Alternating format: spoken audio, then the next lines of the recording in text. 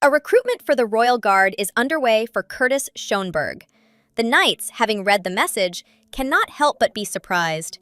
Their souls are somehow uneasy, because everyone knows that the man is dangerous. He has a terrible character. Chloe steps forward and announces that she is going to take on the case, and people look at her in surprise, but all she cares about is the quarterly bonus of 200% of her salary. The beauty doesn't think it's necessary to try to dissuade her.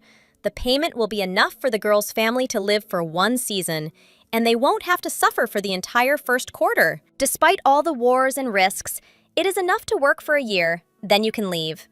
The lady does not think that the Archduke will be too strict. The most important thing is that the family does not starve. It seemed like it would be easy, but Advance was wrong. Curtis turned out to be 200% insane. No one could last under this cretin's control. Maximum 2 months. The reason is obvious. The young man's favorite pastime was roll call. Everyone in the squad had to stand with their heads down. Chloe was constantly given disciplinary sanctions. Even though she worked late, no one cared. The commander is the son of the kingdom, and also an archduke. He is so overwhelmed with work that he is constantly working, and the adjutant has to comply. The penalties did not bother the girl much, because she was well paid, and that is the main thing. The heroine remained in subordination for 3 months. Sometimes she wanted to forget about everything, but did not do this, the man calls Chloe, calmly asks if she heard everything that was said. Jumping up, she declares in panic that she heard everything. The man, smiling, says that she wants to be shaken off again, once. The adjutant said this phrase to her colleague, unaware that the Duke himself was behind her. As an apology, the girl promises to stand in the rack for another 30 minutes.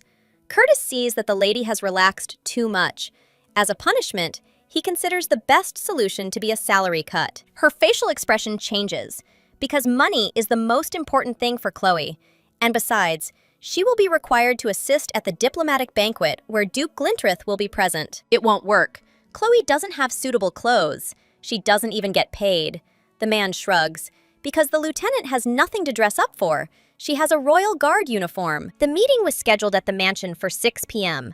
Upon arrival, the lady could not stop being amazed by the size of the estate. After all, the third state rank can lay claim to special luxury. The butler is surprised that the adjutant at the banquet is a girl, considering that his lordship especially insisted on this.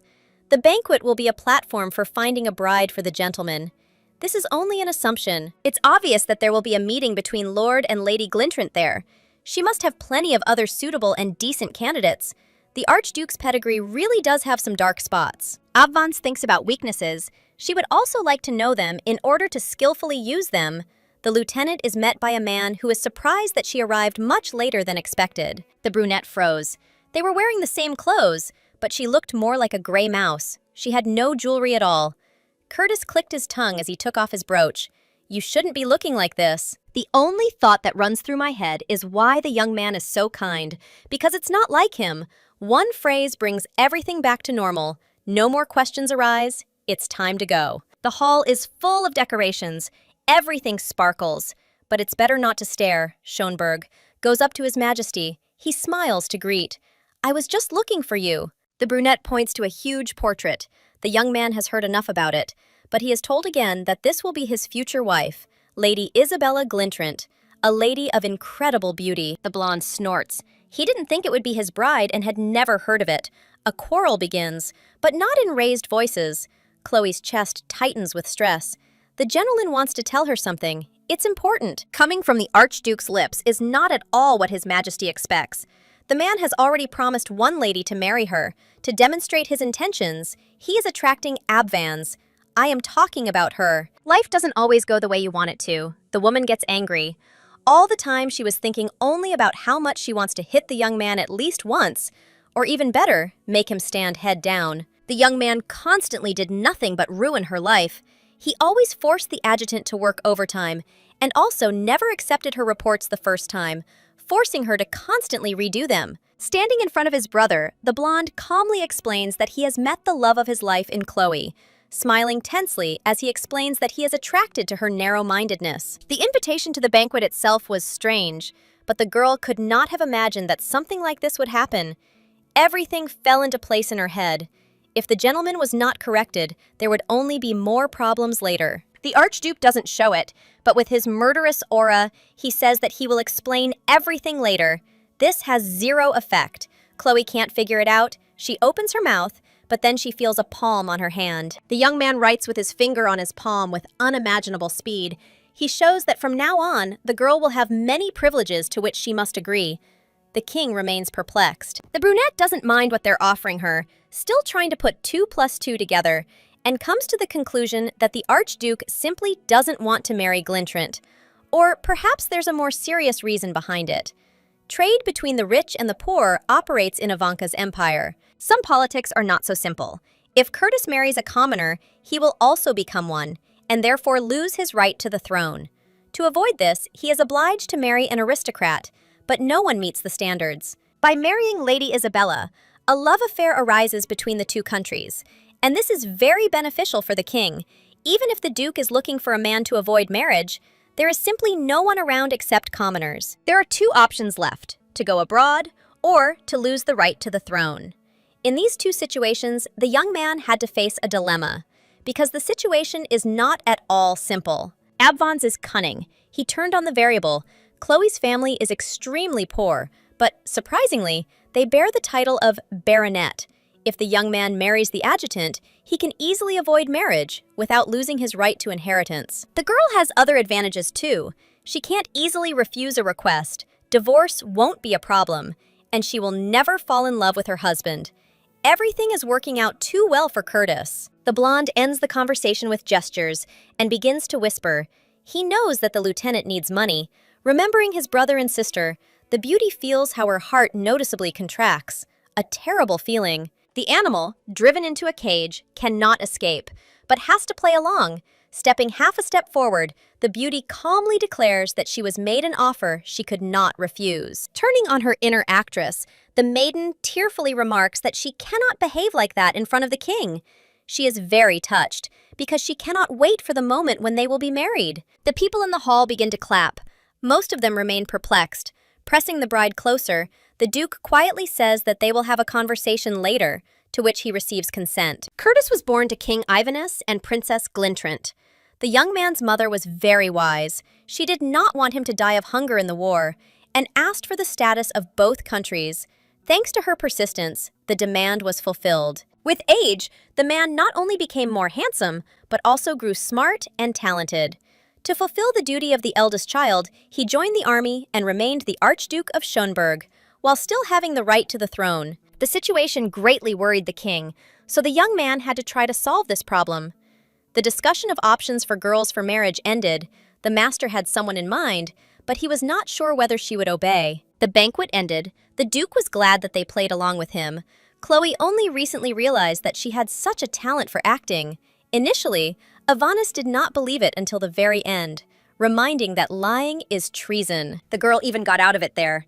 The whole time since the proposal, she had been thinking about refusal. She doubted his lordship. Love is disorderly, but since the man voiced his desires in front of his majesty, it certainly means something. She couldn't believe that such a person could be sincere while still putting all this out in public. Fake tears of emotion appeared in her eyes. The blonde man stood dissatisfied. Leaning carefully towards him, the adjutant sternly ordered him to watch his facial expression. Ivanus knew that his subordinate was perfect for the role, but he still didn't believe it. The woman did not understand how. Even after the performance, they still did not believe her. A brilliant idea came to her mind. Letting go of the gentleman's jacket, she decided to take this step. The hand points to the brooch that is on the chest. The decoration is evidence that her beloved made a marriage proposal. On the back, there is the seal of the Schönberg family. Even this could be considered a lie. But there is no point in trying to continue looking for evidence, because this could make the nobility angry. The situation resolved, His Majesty's face twisted with anger. The young man planned to ask for cooperation. They had to pretend that the situation in their love relationship had changed and that they would have to have a wedding so that everyone would believe it. The beauty doesn't want to be at a loss. She needs a lot. She's been through a lot in 3 months, and the latest events are too much. Smiling, Chloe ominously asks, "Are you ready to do anything for our cooperation?" In a calm voice, the lieutenant tells the young man to kneel. She smiles, but imagines how she would like to take revenge. He will answer for all the overtime and punishments that happened over the past few days. Before doing what was asked, the blonde remembers that he needs to give something. There is a ring in the box. It was with this that the late king proposed to Curtis's mother. Getting down on one knee, the man calmly asks to marry him. The girl does not know if this is right. The jewel is known. This is the divine flame. The young man explains that since they are getting married, there is no way around a marriage proposal. The heroine snorts, a little burdened by the ring of her ancestors. In his head, everything is not quite as it seemed at first. The blonde asks again, clarifying what was required of him when they told him to kneel. Everything is simple. The gentleman is ordered to lower his head down. Standing up, the Archduke clarifies what the adjutant will gain from this. If he thinks about what is happening, perhaps he will understand the essence. For everything Curtis has done, he is obliged to agree to any order. The brunette plays on pity, reminding her about her family, who will have to face the gaze of other aristocrats in the morning. This marriage will affect not only her, but also family members will be pointed at because of their low status. Obwans has 3 younger siblings who couldn't even finish school thanks to the man's behavior. These children found themselves in an unexpected situation. The deed is done. The lady cannot avoid marriage with his lordship. Looking away, the blonde promises to take care of the nobility and other problems. Despite this, Chloe wishes to be considered the dominant party in this contract. I repeat again, lower your head. The hero cannot object if he is against it. He can go to the king and then enjoy his new life on the shores of Glintrant. An ominous silence hangs. The Duke approaches and agrees through clenched teeth. Taking 2 steps back, the blonde drops into a headstand. He asks how long he will have to stand like that. A minute is enough. The beauty has already seen his determination, so there are no more problems. There will be no revenge from Shenber. He realized that the bride is exactly what he wanted. This is a hint that the deal is going well. He especially likes the woman's resourcefulness. You can't take that away from her. It is not the heroine's responsibility to become a victim of a deal. The man is going to propose again. Abvans is allowed to thoroughly suck all the blood during the short-lived marriage. Of course, the girl cannot count on becoming the full owner of the soul, but temporary control will be transferred to her. The brunette does not show her bewilderment. After all, he is not a stray dog who needs a mistress. Chloe has no choice. She agrees to what fate has in store for her. The box ends up in her hands again. The life of the young man's mother changed after she put on this ring, and for the adjutant, this will be a good sign. As he walks away, the Duke begins to take off his jacket. A thought about the first night comes into his head. The beauty screams that this is too much for the engaged couple. They are in a business relationship after all. He doesn't understand what they're talking about, smiles ominously, and explains that since they're going to be husband and wife, they should forget about bonuses for working overtime at night. It's time to adjust the military training schedule for the year. By the morning, the news had spread everywhere. The knights in the squad couldn't understand how this had happened, but on the other hand, everything was obvious. Chloe had even once drawn a portrait of the young man, which meant she was in love with him. The news also didn't pass by the Abvans family's house. Leah, the girl's younger sister, asks how this happened. Just a few days ago, she was scolding Archduke Schönberg, and I have to get out of the situation. He didn't understand my feelings. The girl might have assumed that the older one had sold herself out for money, but no one would marry her that easily. And the lieutenant didn't want to hear anything like that. She had more important things to do. Leah is interested in when the wedding will be scheduled. Her fingers show 7. Apparently, there are only 7 months left. This is much sooner than expected. The surprise on her face is genuine when they explain to her that there is a week left. The man is seated at a table and given a calming drink in the form of tea, and he is asked to recount the incident, going into every detail. The voice is slightly threatening. He is not sure that he will ever be able to forget that day. That girl unceremoniously stood next to the Duke and said things incomprehensible to the mind.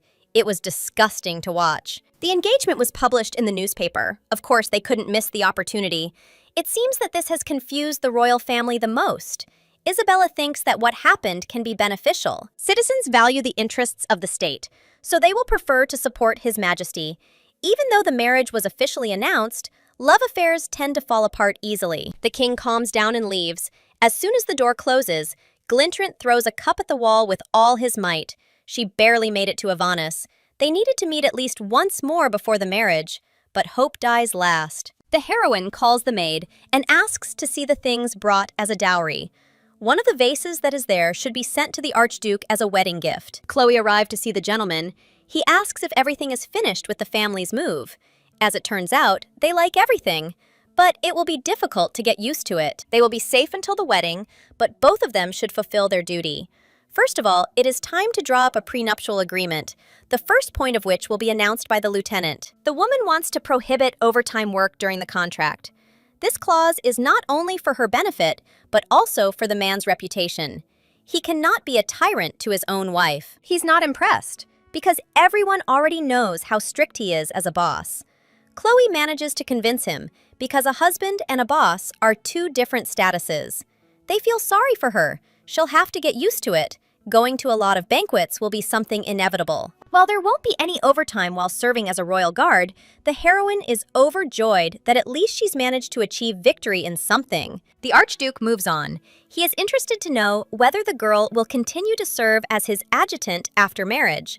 The assistant asks not to worry. No one except Chloe would ever agree to be subordinate to Curtis. Point 2 is quite decent. It talks about payment for contracts in the amount of $1 million and a 400% salary increase. The gentleman agrees only to the first, which makes the girl angry. The salary is not taken from the pocket, but from the state treasury. If something is increased, the king will constantly reproach his brother and send him to Glintrant. In exchange, the girl will be provided for. $10 million will be paid per year. The third point states that Abvans must always obey, and without question, the blonde begins to get irritated. He does not agree to disciplinary action happening again. The best solution would be to spell out the clause in more detail. A man should respect Chloe and consider her superior. She has the right to 3 personal demands. This is quite fair. It's time to test his lordship's demands. Chloe must make every effort to fulfill her duty that she will receive when bearing the family name. This has already been discussed. Abvans is obliged to acknowledge the fictitious nature of the relationship and should not interfere in it. Her eyes widen in surprise. The brunette asks again if she understood everything correctly. The brunette is not in love. She is not jealous. She just finds it extremely strange that Curtis could have anything at all. He is not capable of such a thing. Having been around him for 3 months, the girl began to take the gentleman for a robot.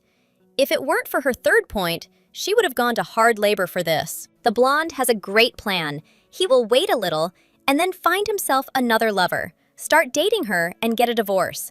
The reason will be infidelity, Chloe agrees. During the contract, the girl should not have or express personal feelings. She has no right to fall in love.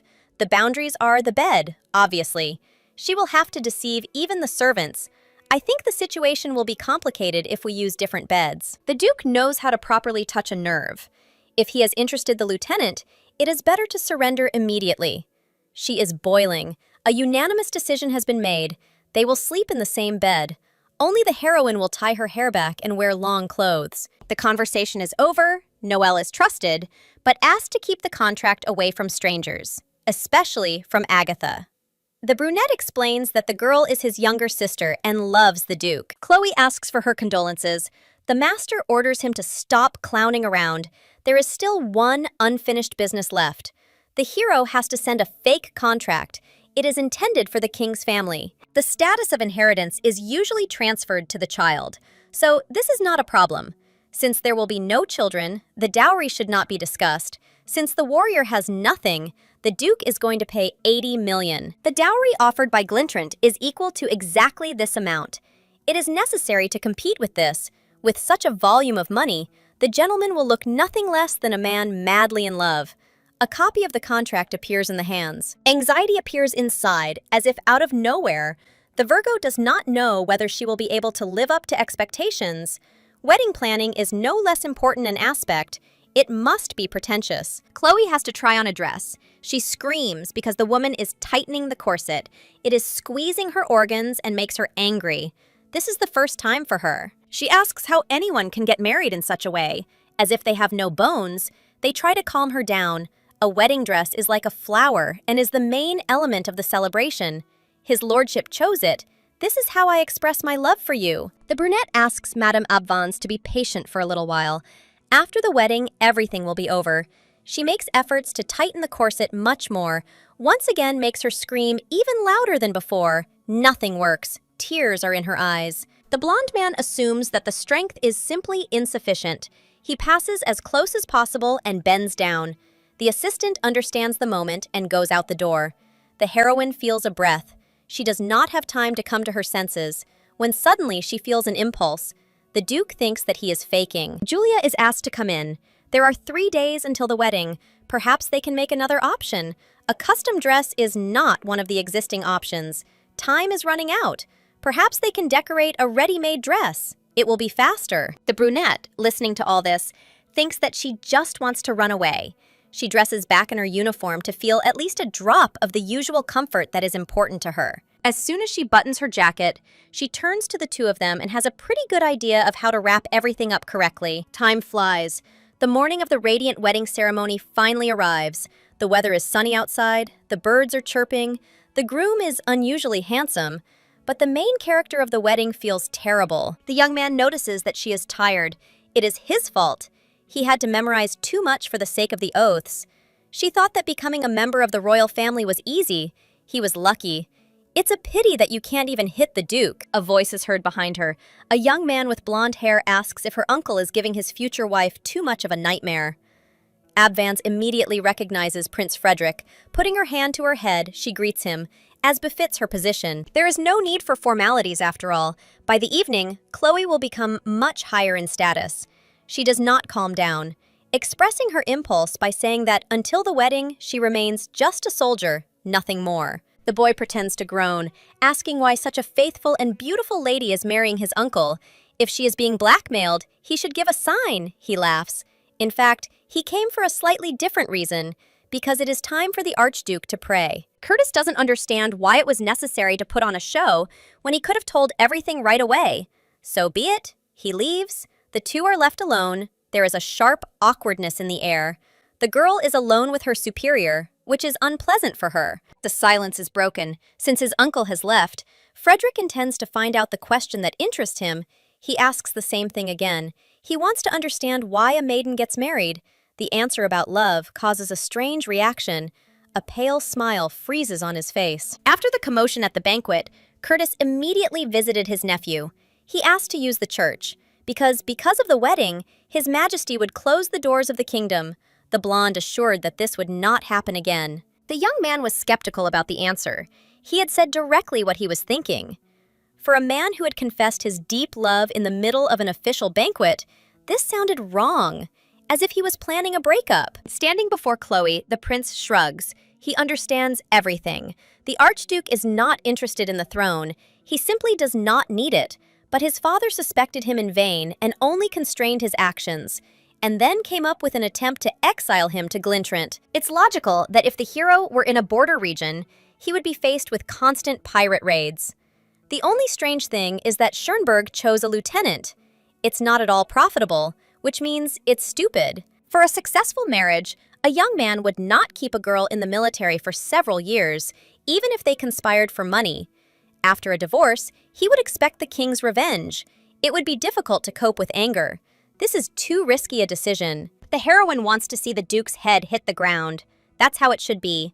His Highness is a very rational person. It's even a little scary. Time flows as usual. It's time to try to justify myself. I've adored Curtis for a long time. Earlier, Chloe saw the Duke in a newspaper where they talked about his exploits in the war. Then she applied to be his adjutant to get the coveted position. She wanted to be closer, and so they became lovers. The status of a duchess suits the maiden. She takes it as a compliment. Appearing behind, Curtis explains that his nephew considered her a good liar. He did not torment Abvance. He was simply worried that innocent subjects were being taken advantage of. Uncle can't handle romantic relationships. He wants to torment his nephew. Instead of a girl, a priest can be seen in the distance. It's time to leave and not linger. The young man is getting ready to go to the guests. The only thing he leaves out is how much he hopes that Curtis has found his love. And Abvance's words are true. He deserves the best people around him. Looking at Chloe, the blonde grins. Frederick knows better than anyone that this is not reality. High society is discussing the upcoming event. They are all waiting for the ceremony, a hasty wedding. The ladies laugh, suggesting that the bride is pregnant. This is indecent, but it may be the only real reason. All the church security is in the possession of the gentleman. Such measures are taken to ensure safety. Many people notice that among the bride's family members, there are only children, no parents. One of them turns around with displeasure. The lady is not alone in the hall. You should not talk so loudly, disturbing everyone else. The sister asks her brother to restrain himself. He is still unhappy because people irritate him incredibly. The girl is worried that their behavior will ruin Chloe's reputation. The girl with blonde hair will ruin it much more effectively. Lady Glintrant is, however, incredibly beautiful, and it becomes clear to the ladies why the king insisted so much on marrying his lordship. She is much better than the bride, and against such an appearance, the future wife will not win, no matter what her luxurious dress or makeup. They say that the doors to Queen Mildred's chambers are even open to her. She deserves it. One of the chief guards clears his throat and asks them to take their places.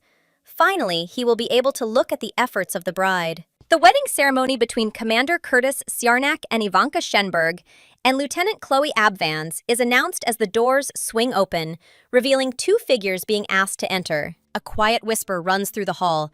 Everyone is confused. At the wedding, the bride and her future husband both came in military uniform, gathered in genuine confusion.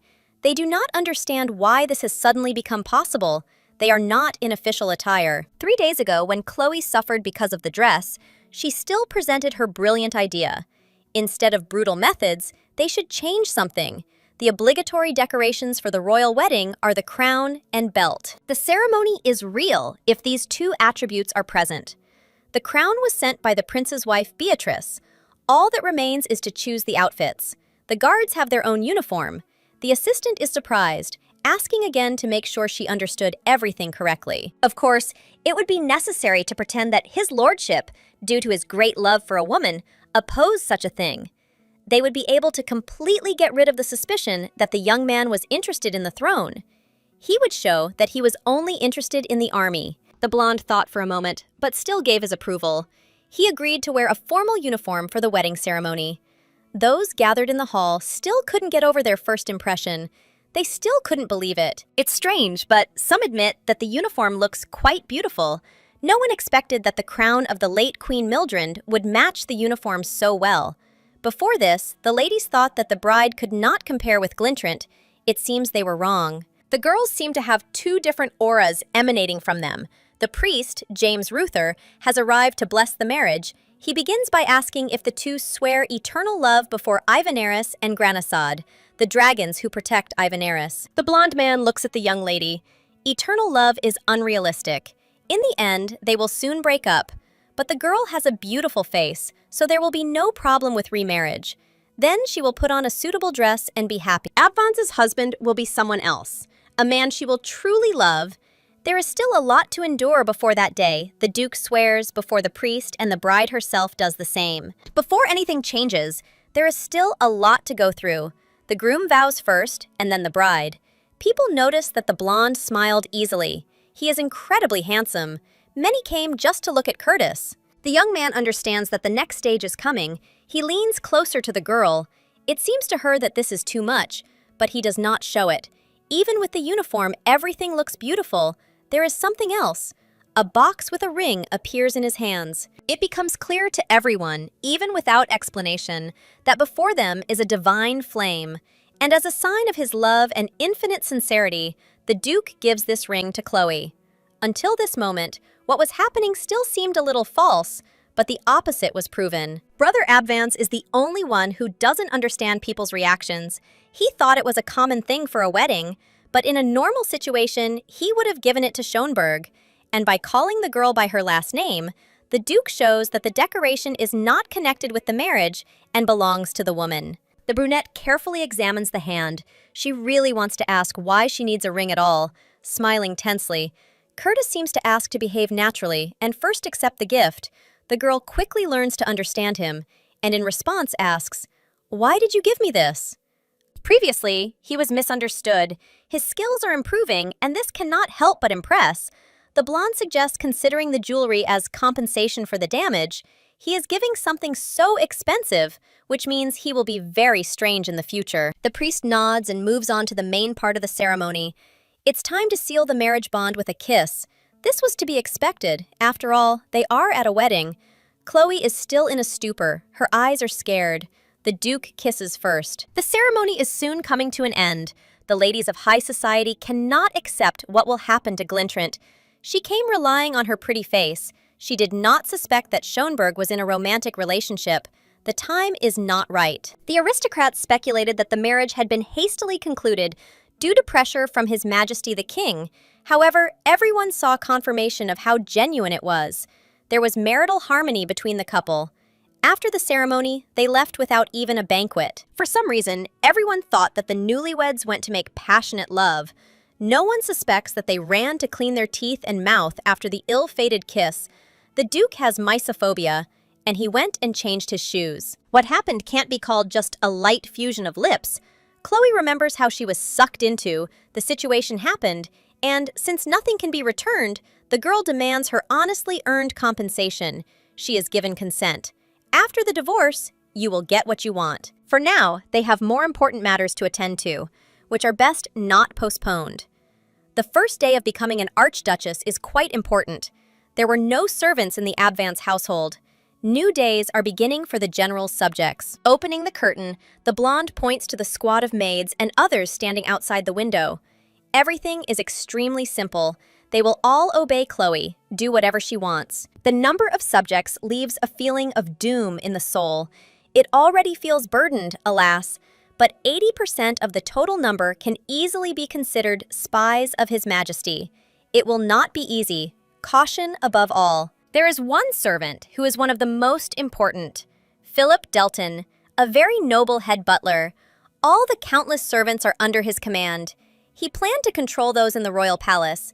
Life turned out differently. One fine evening, the gentleman was informed that he was leaving for the Archduchy of Schönberg. The king entrusted him with an important mission, ordering him to report on every move of Curtis. He thought it would be great if he could discover the young man's weakness, which he could then skillfully exploit. Before this, Delton had seen his master's schedule. He always had a very tight schedule, which included work and sleep. There was no hint of a dissolute life. Only, after a while, the situation began to change. A duchess appeared in the castle, who came from a poor family in the navy. Junior Lieutenant Montpiece, when asked about meeting the couple, explains that they are tired. The brunette did not want to see this turn of events. After all, he was ordered to watch every move of the arrogant gentleman. The young man, with a hint of worry, was asked to convey that the servants would be waiting for his arrival. The Archduchess, as proposed, will turn up her nose. Her status has skyrocketed. The maiden who dreamed of such a marriage has finally achieved her goal. Abvance will inadvertently make some mistake.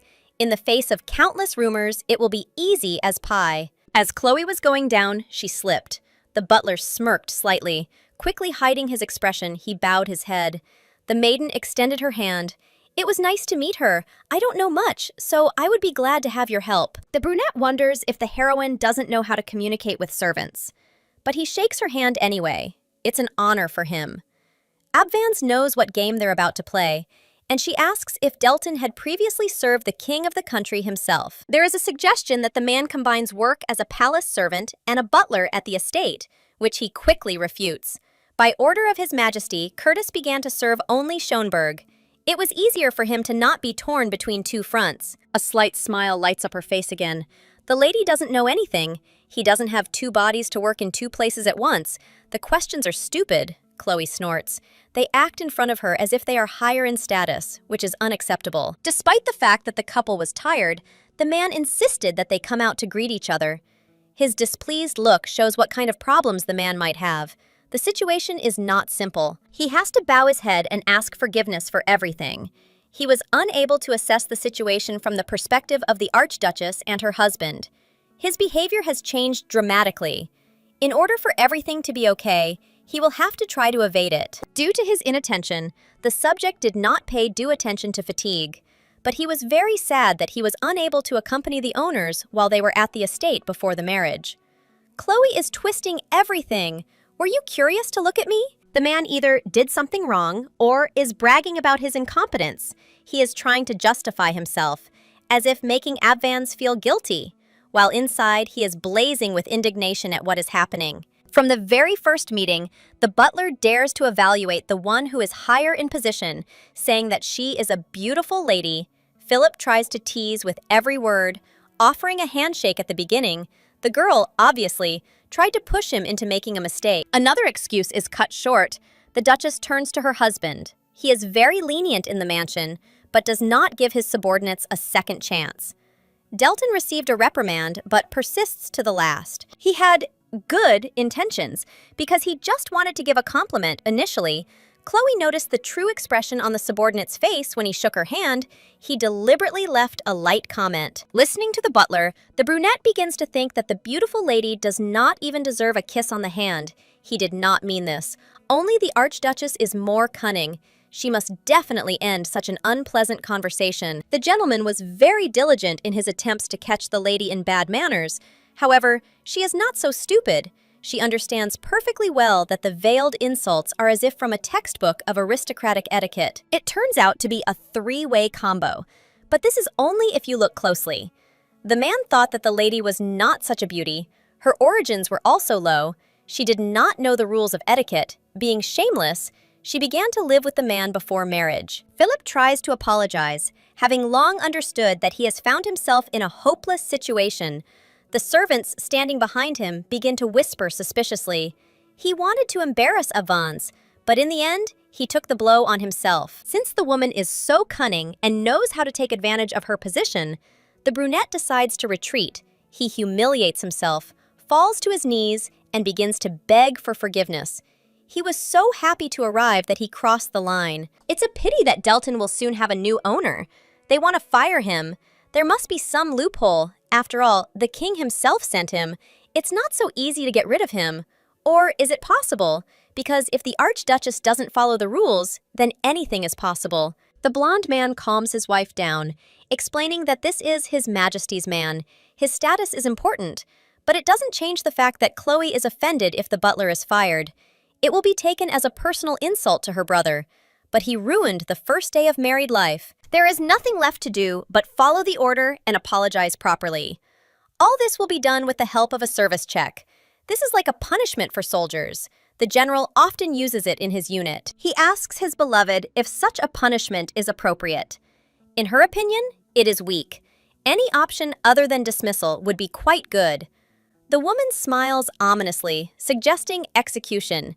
She served in the Navy and could accidentally shoot. The husband pretends to laugh, thinking his wife is witty. He will have to be patient so as not to anger the king. Delton is too slow. He should quickly rest his head on the floor before the consequences catch up with him. As he lowers himself, he simultaneously asks for forgiveness, doing it once again. He didn't want to endure such humiliation. Punishing her twice for the same thing wouldn't work. The Archduchess regrets it. It looks like she'll have to forgive, otherwise it won't work. Leaning towards Philip in a menacing voice, the lady assures him that if he does that again, the bullet will fly out before his head touches the floor. As a full apology, he will have to stand upside down for 3 hours. That would be the right thing to do. Hunger overtook the girl. She suggests going back to the castle. All the servants are asked to go prepare dinner and clean up a bit. Panic is in the butler's eyes. He is simply left alone, forced to count down 3 hours. It doesn't take long before the young lady is seated at the table. The drinks are excellent and the snacks are sumptuous. All the stress has disappeared as if by magic. The newly minted Duchess can have fun while she has the opportunity. Things will get worse, and they must be prepared for it better than anyone else. It will be easier for the Duke. Chloe will sleep in the main building. Her room is right below her husband's room, located on the 2nd floor of the east wing of the estate. It's a bit cramped there. The spacious room is on the 3rd floor. It used to belong to the young man's mother, but he doesn't recommend it. There are no secret passages in the mansion. It was not intended for members of the royal family. The king, in fact, sent his brother into exile, so if an unexplained fire suddenly occurs, escaping from the 2nd floor will be easier than from the 3rd. It's stressful. After hearing this, the lady lost all appetite. Dinner is over. The maid appears next to her and is about to take her mistress to the bathroom. The wedding night begins, so everything will be prepared for rest. The girl freezes in horror. She completely forgot about it. It's incredibly dark around. The lady enters the room. The groom is within reach, is nearby. The ceiling is patternless, making it easy to find a hidden assassin. You have to live in such a place and come to terms with reality. His lordship distracts his wife from her thoughts. He calmly hands her a glass. The blonde decides to tease her a little, winking. He notices that a girl is entering his bedroom for the first time. He wants to kill the gentleman. He is terrible, sometimes even too terrible. The beauty instinctively reaches for her belt, but in a panic, she realizes that she doesn't have a pistol there, which is usually always nearby. The Archduke bursts into a fit of laughter. After all, he finds it fun to amuse himself in this way. Such a reaction should have been expected from the wife. Otherwise, it would seem that the intimacy, the unreasonable irritation at the ceremony, the very exciting kiss, only excite Curtis. The husband will remain celibate even after marriage. There is nothing to rejoice about. The guy doesn't stop mocking. He pretends that he doesn't even know if it will be true. Abvan's dressed vulgarly, and even behaves like that. An ominous silence hung, and it is so clear that what happened was done in vain. What's striking is that the lady trusts the man. 3 months isn't quite enough to consider him a trustworthy boss. The beauty doesn't know how to explain it. She trusts not the human side, but the animal side. Throughout their time together, Abvans was constantly kept on overtime, even offered a fictitious marriage, and found themselves in many embarrassing situations that sometimes seemed too funny. The Archduke understands perfectly well that he will ruin his body in the hands of Glintrant, since he does something extremely reckless in the heat of the moment. Before this, the guy committed too many strange acts that he will always remember, because they are a part of him. Abvans is not averse to joking about this topic. If something were to happen, she would kick her husband so hard that he would not be able to dream of descendants, and then escape through the window. Rumors about this would spread very quickly, and the king would certainly hear about what happened. The blonde promises that nothing will happen, the conversation is over, and that's great. Chloe is getting ready to go to bed. They stop her, not allowing her to climb onto the bed. Even though it's night, the gentleman doesn't care. A finger points behind her. Stacks of papers have piled up on the desk to be sorted through. The maiden was wrong when she said she trusted her animal side. It's time to justify it. Let's get to work. The morning arrives completely unnoticed. Breakfast begins with fatigue. Chloe drops her head on the table without strength. For newlyweds, even 3 hours is not enough. For someone who has used Chloe from the first night, the assistant's words are too eloquent. The redhead asks to wait a little. She will bring light food so as not to overload the stomach. The gentleman really hit the bullseye by marrying her. Such a hard-working wife who carries out all orders you will not find anywhere else. She is a rare specimen. Her gaze stops at the man's hand. She sees that it is bandaged. It is obvious that he has a wound. She cannot help but ask if he is hurt. This is more like concern, or that there is a fear of bad rumors that may spread. It's better to start eating quickly so that there's still time for everything else. The maiden assumes there's poison in the food. They have more important things to do. A diplomatic banquet is about to take place. There will be aristocrats there. They'll have to fight off attacks from His Majesty. Besides other things, it's very important to write thank you notes in response to all wedding gifts. They are usually given in person, but Isabella sent one just because, so the vase can 100% be considered cheap, although it looks noble and beautiful. The lieutenant asks if she will be able to return to work. It is surprising that she is eager to do this right away. She needs to rest a little. There is a banquet soon. She needs to choose a dress with decorations. They will definitely be needed. As sad as it may sound, the girl doesn't understand expensive things. She'll have to choose what catches her eye. The Duke will pay for everything, so the elite shops on Fafton Street are open. After a while, the girl will learn to understand.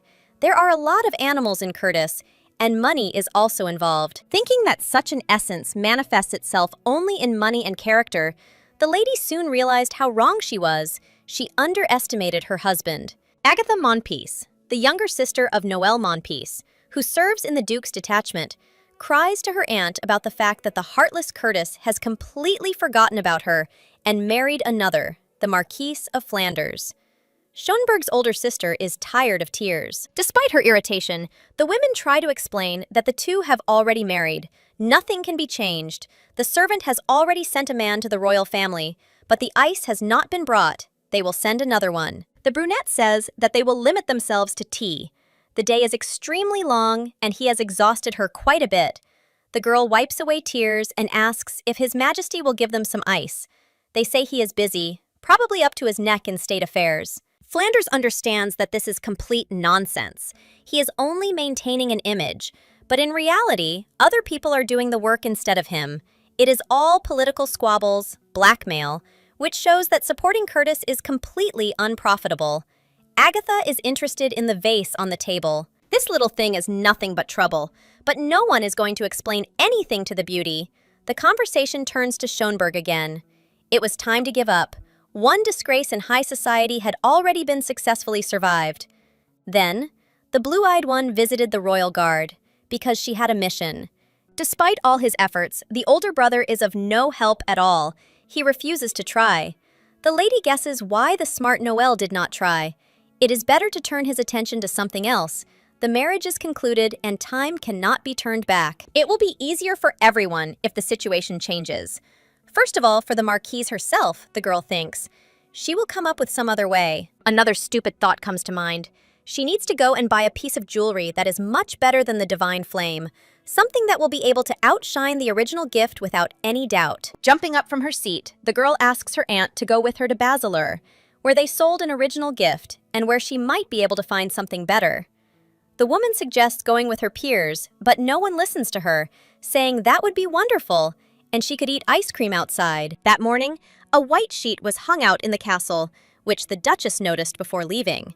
The guard does not understand what it is, but the butler politely explains that before you is a symbol of his lordship's first wedding night. Chloe can't contain her surprise. She thought that in their century, they haven't exhibited anything like this for a long time. The Duke comes up from behind, as if he reads her mind, asking if Chloe thought that one signature would be enough. They needed other options. There was blood on the sheet. The deuce understood where the cut of unknown origin on the man's hand came from. The gentleman's wounds had nothing to do with her. She simply considered such a thing unnecessary, considering that everyone already knew about the relationship. The blonde is sure that they were not believed. The wife feels lost. The situation is not pleasant. Because the reaction follows. It is all because of the impulse. In fact, the king did not say anything about evidence. Everyone knew from the start that the marriage was rushed because of the pressure. Despite this, for some reason, Curtis donated his blood for the sheets. Chloe already had countless labels.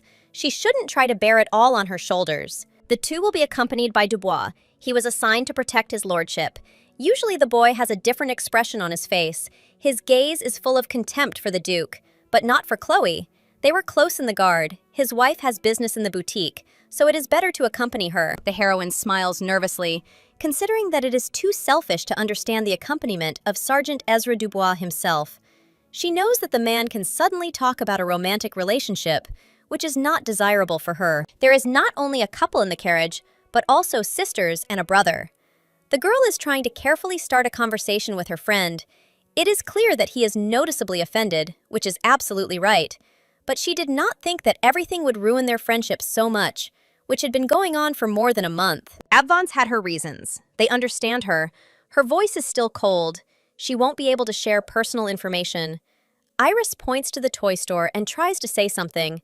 The older one covers her mouth, asking her to play a little quieter. Finally, the carriage arrived at the shop. Ezra opens the door and extends his hand. Changing his behavior, the Duchess advises her not to beg for love later. She passes by. The sergeant does not cease to surprise her. He thinks that the wedding happened for love, which cannot be reality. Shouts are heard, turning around. The girl sees that the people on the street are extremely interested in her. Everyone wants to ask their questions, offers to guide and help.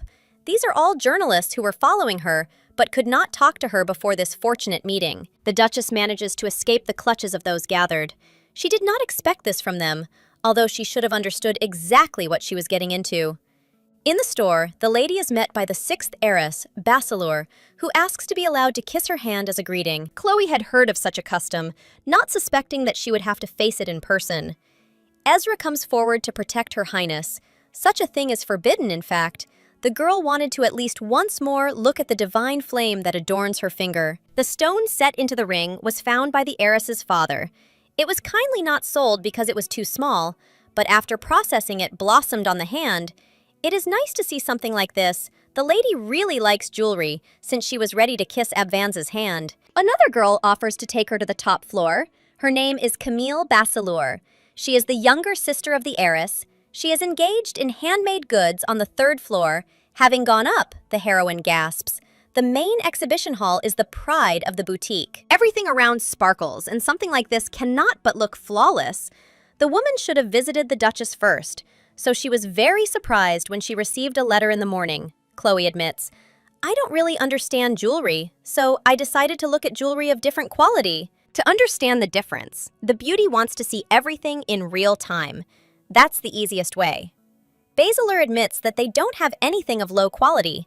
The store makes only the highest quality items, and the attention to detail in high-quality jewelry also helps. The maid who says this knows for sure that extra attention is necessary, since everything turned out this way.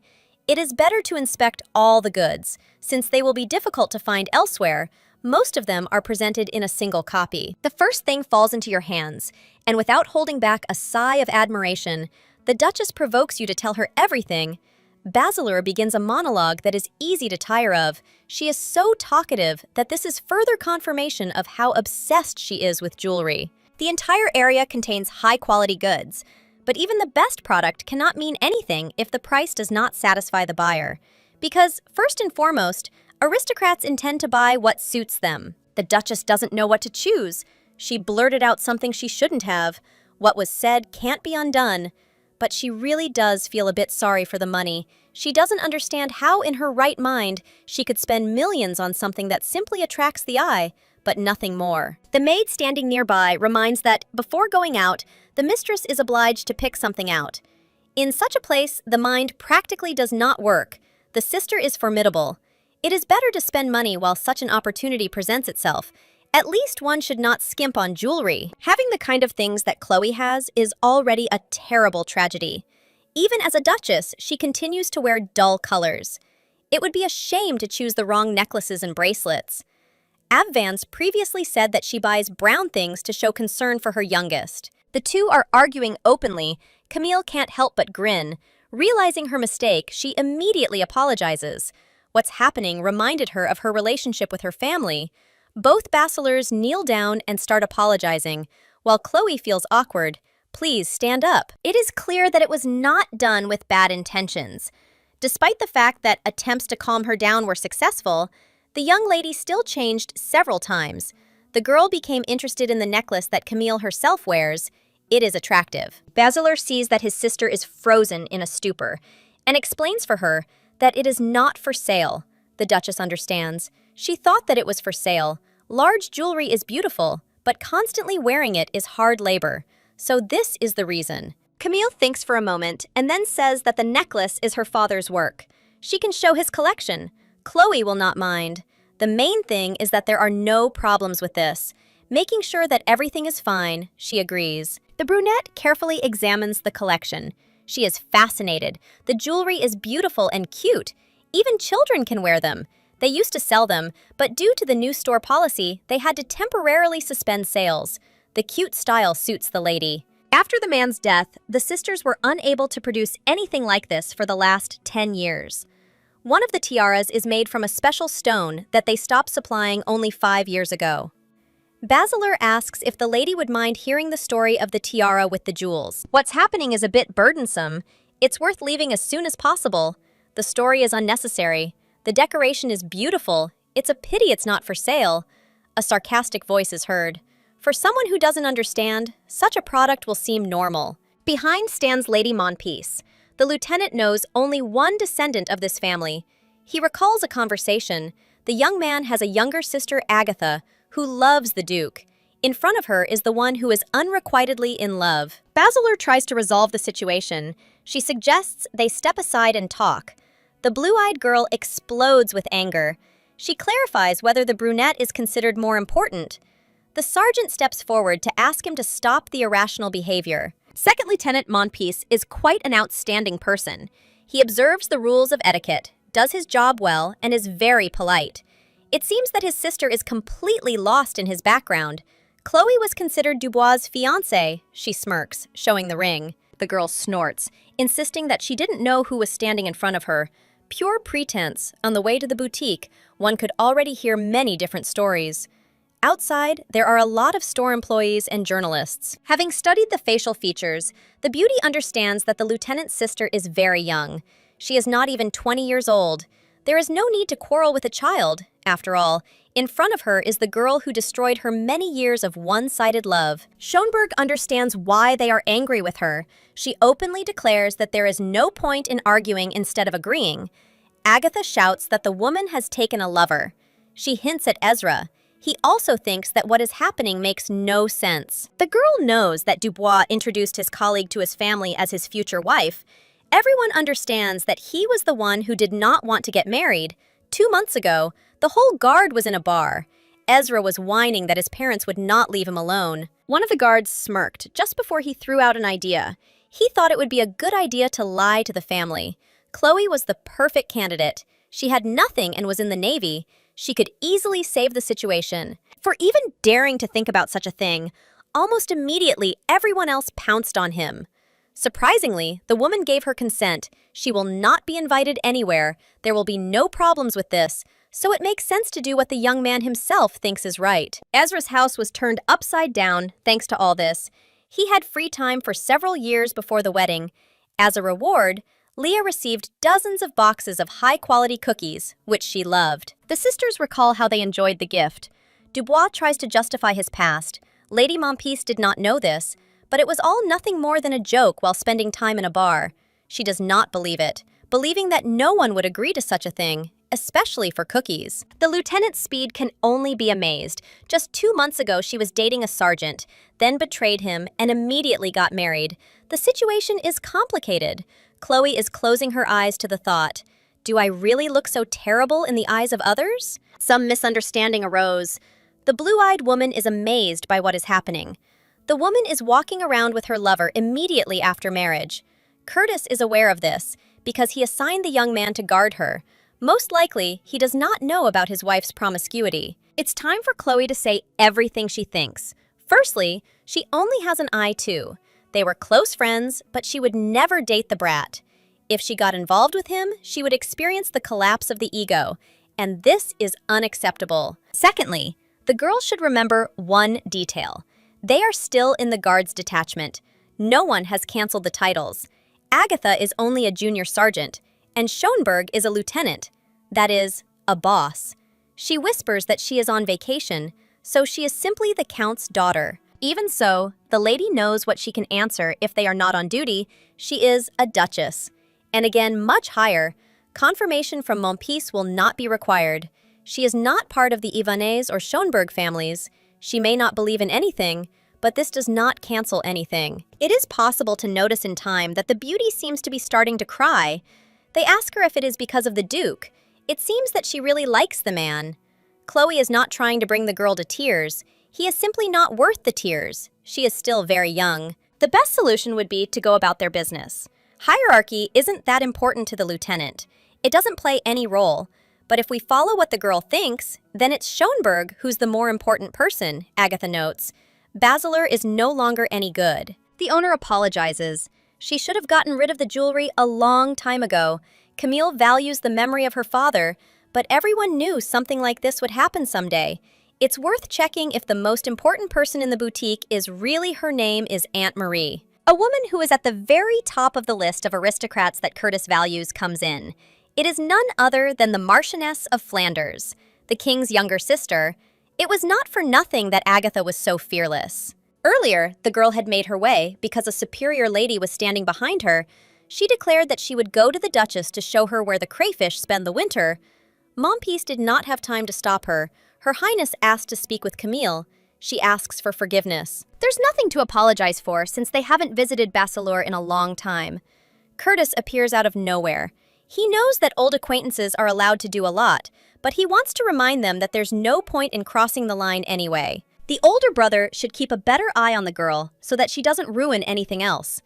Noel grumbled that the master would be trash if he left his wife alone after their wedding night. The blonde thought that there was no need to apologize, while emphasizing the words, sister. Usually such a warm word would never have escaped his icy lips. They are about to go upstairs, shouts are heard, where, obviously, The Duchess is accused of agreeing to something for the sake of cookies.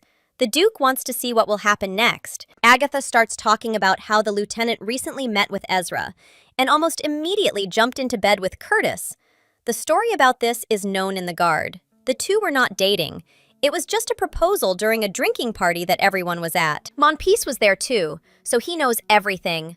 The blonde laughs. Since they hid such a funny story from him, he is 100% going to cut his salary. The man is against it. The conversation between the two girls becomes more and more interesting. The younger sister cannot calm down, finding new reasons. Even in the current situation, the lady takes care of Agatha, and when she notices that she is crying, she almost immediately tries to calm her down. Marie asks how long they will stand and watch, when suddenly her niece calls her. The brunette comes out and calmly reminds him that she had previously asked not to call her aunt in public. Chloe is a little confused, but quickly gathers her courage and greets the Marquise.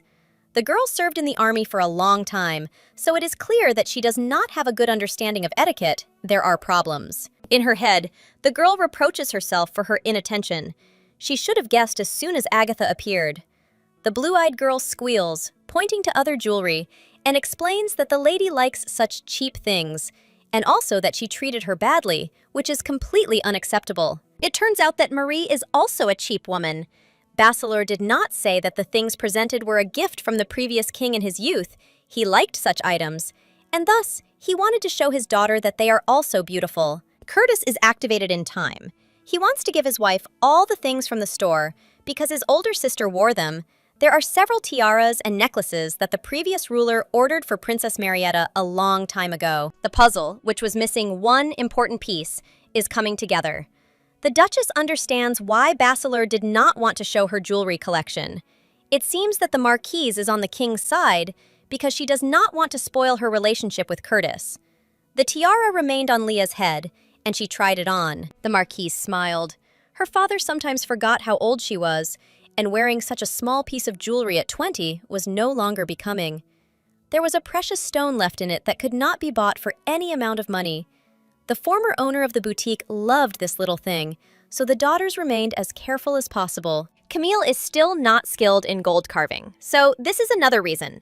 The lady rarely wears precious stones at her age. Curtis decides to take advantage of the moment and officially introduce his wife. Chloe Reed David Schoenberg. Fate itself brought them together. All the while, the brunette continues to fan herself, although the room is not at all hot. Agatha, who had been standing quietly to the side for some time, without making a sound or showing any sign, runs forward again. Blue-eyed shows her despair through her voice. She does not understand why she was abandoned and married to another woman. The Duke naively thought that her manners had improved after the incident in Carrion Hall, but she is still frivolous, nothing new. At one point, the man even considered making Monpiece his archduchess. Judging by her reckless behavior, it's good that he changed his mind. Otherwise, it wouldn't have ended well. He didn't leave her to marry her, and her status didn't affect his sympathy in any way. The girl tries to explain herself to the last. She really loves the young man, even joined the royal guard for him. He lowers his voice, asking who asked her about this. Unable to bear it, Agatha starts crying and runs away. The ice cream will have to be put off until next time. The girl's older brother stops his sister. Since the sergeant will remain near the Duke, he asks her to take her leave in order to calm her down. Finally, the boutique becomes calm. Surprisingly, the lady missed such peace, which was easily stolen from her. Marietta apologizes. She didn't know what would happen, and if she had known, the situation could have become even worse. Chloe introduces her sisters, Leah and Iris. They were standing next to her the whole time, but their names hadn't been called yet. Iris resembles her relatives on her mother's side, and Leah, like the Duchess, is on her father's side. The Marquise apologizes again, only this time to Abvans. She is thinking of giving the lady the tiara that is on her head, but it's not worth it. Her younger brother will apologize instead. It's the first day after the wedding. The wife is better off trying to protect her pride. In return, they want to ask something else from the woman. When everything is over, the two go to rest and have a snack. They got out of a difficult situation with difficulty. The girl is happy that she can relax while eating ice cream. The sisters are accompanied by Ezra. The Marquise was successfully escorted before she left. Warned about the meeting in Eleanor, Chloe should be prepared. Consider that I saved her today. It's obvious that the heroine has never attended Eleanor's events. This is a famous salon created by female officers. In addition to attending, the girl will have to move up one step and become an organizer. Lady Mompiece's attack was expected. Even Flanders herself expected it. Being in high society is a real headache. There are too many problems to overcome before anything changes. The young man smirks. The wife doesn't see anything funny and asks why they're looking at her like that. The blonde man is offended that they think badly of him, as if he's a crazy person who only wants to criticize someone. He's not particularly kind and never has been. Virgo calls a man she really liked the ice cream and wants to pack some to go. For this, she will need ice, and this will be a little problematic. She does not want to say in front of the Duchess, but the expenses are slightly higher than the bar. Leaning towards her husband, the heroine explains that she doesn't know the culture of high-ranking aristocrats. She wonders if it's okay to take something like that with her. She actually wanted to send some ice cream to the Marquise, not eat it herself. The blonde man can't concentrate on anything. They're too close. When we met, it seemed that the woman needed something cool. It seemed that she was too hot, and he felt sorry for her. The gentleman asked to send a gift to Flanders and add some ice. A lot could be sent. Ice cream is difficult to store, but the lady has a dungeon with ice. Turning to his wife again, Curtis asks her to sit down in her place. The lady thought that it was not quite polite to speak while standing, but that was not the point. She was trying to find the reason and suggested that she smelled bad, like the scent of the perfume that Julia had applied still remained. A strange situation. The man says that this is also not the most pleasant thing. His facial expression is distorted. The gentleman is disgusted. It's surprising how he shared the same bed with the girl, since he is so disgusted even to be close to her. Ice cream is a nice gesture, but the debt could have been repaid in some other way. My sister's fortune isn't the greatest.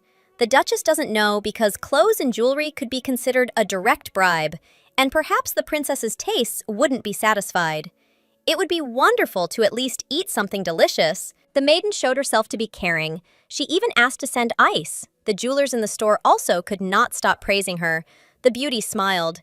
This was because of the Duke's order, because he handed over 120 million in cash, asking to give back everything that his wife's hand touched. This will be remembered for a long time. Basileur had to sell half of Camille's collection, even her jewelry. Chloe is happy with the situation, although her face says otherwise. In the end, she incredibly likes the items she chose. They all suit her new status and image. The blonde man stops the teasing, asking if he only likes the jewelry, or him too. The silence and ominous smile make it clear that he doesn't like the Duke, despite the fact that the gentleman has a fair amount of money, and what he spent was clearly a waste of money. The order is a complete madness. There is too much jewelry. The man decides to reveal one detail. After the divorce, he will not keep the things for himself. They all remain with Chloe. The mood immediately changes. The heroine promises to spend diligently and get rid of a large amount of money. It remains to deal with clothes, after all. Walking around in dull colors is considered wrong for a duchess. This time, everything will be done according to her measurements. This time, Abvance will not feel awkward about spending. Smirking, she states, "I will show you what true extravagance is." Her Highness's wishes turned out to be very specific. She knew what would suit her and what would not be worn. The Duke sits aside and watches everything. The picture is funny. The girl no longer looks like herself from the jewelry store, where she was quite withdrawn. She just often ordered clothes for her sisters. They couldn't wear the same clothes to school. Children often quarrel about this, so they needed variety. The girl wore a military uniform 24/7 just to boost her own opinion. Iris stands out. She was loved in their area, but others constantly gave her cold looks. Everything reached the point of absurdity, where she was constantly being refused admission to schools. In order not to suffer from attacks, the girl was obliged to dress decently. The gentleman recalls that in the duchy there is a personal tutor, a home tutor. The problem can be solved if he takes on the teaching. The brunette feels uncomfortable, despite Schönberg's nobility. Usually, the relatives of an older lady who has married do not live in her new house. With a salary of 40,000, the girl has been coping with the task of raising children all this time. It is surprising that the lady spent money on her family first and foremost. His lordship pretends not to think twice, saying that the blue fabric looks great, it was delivered from Tavai, a terrible word that doubles the price of the goods. It suits the lady, so it will be bought. The woman herself said that she would show extravagance. There was nothing to be embarrassed about. The Duchess has a good build, she is tall and slender, so the fabric will suit her very well. The designer quickly makes sketches on paper.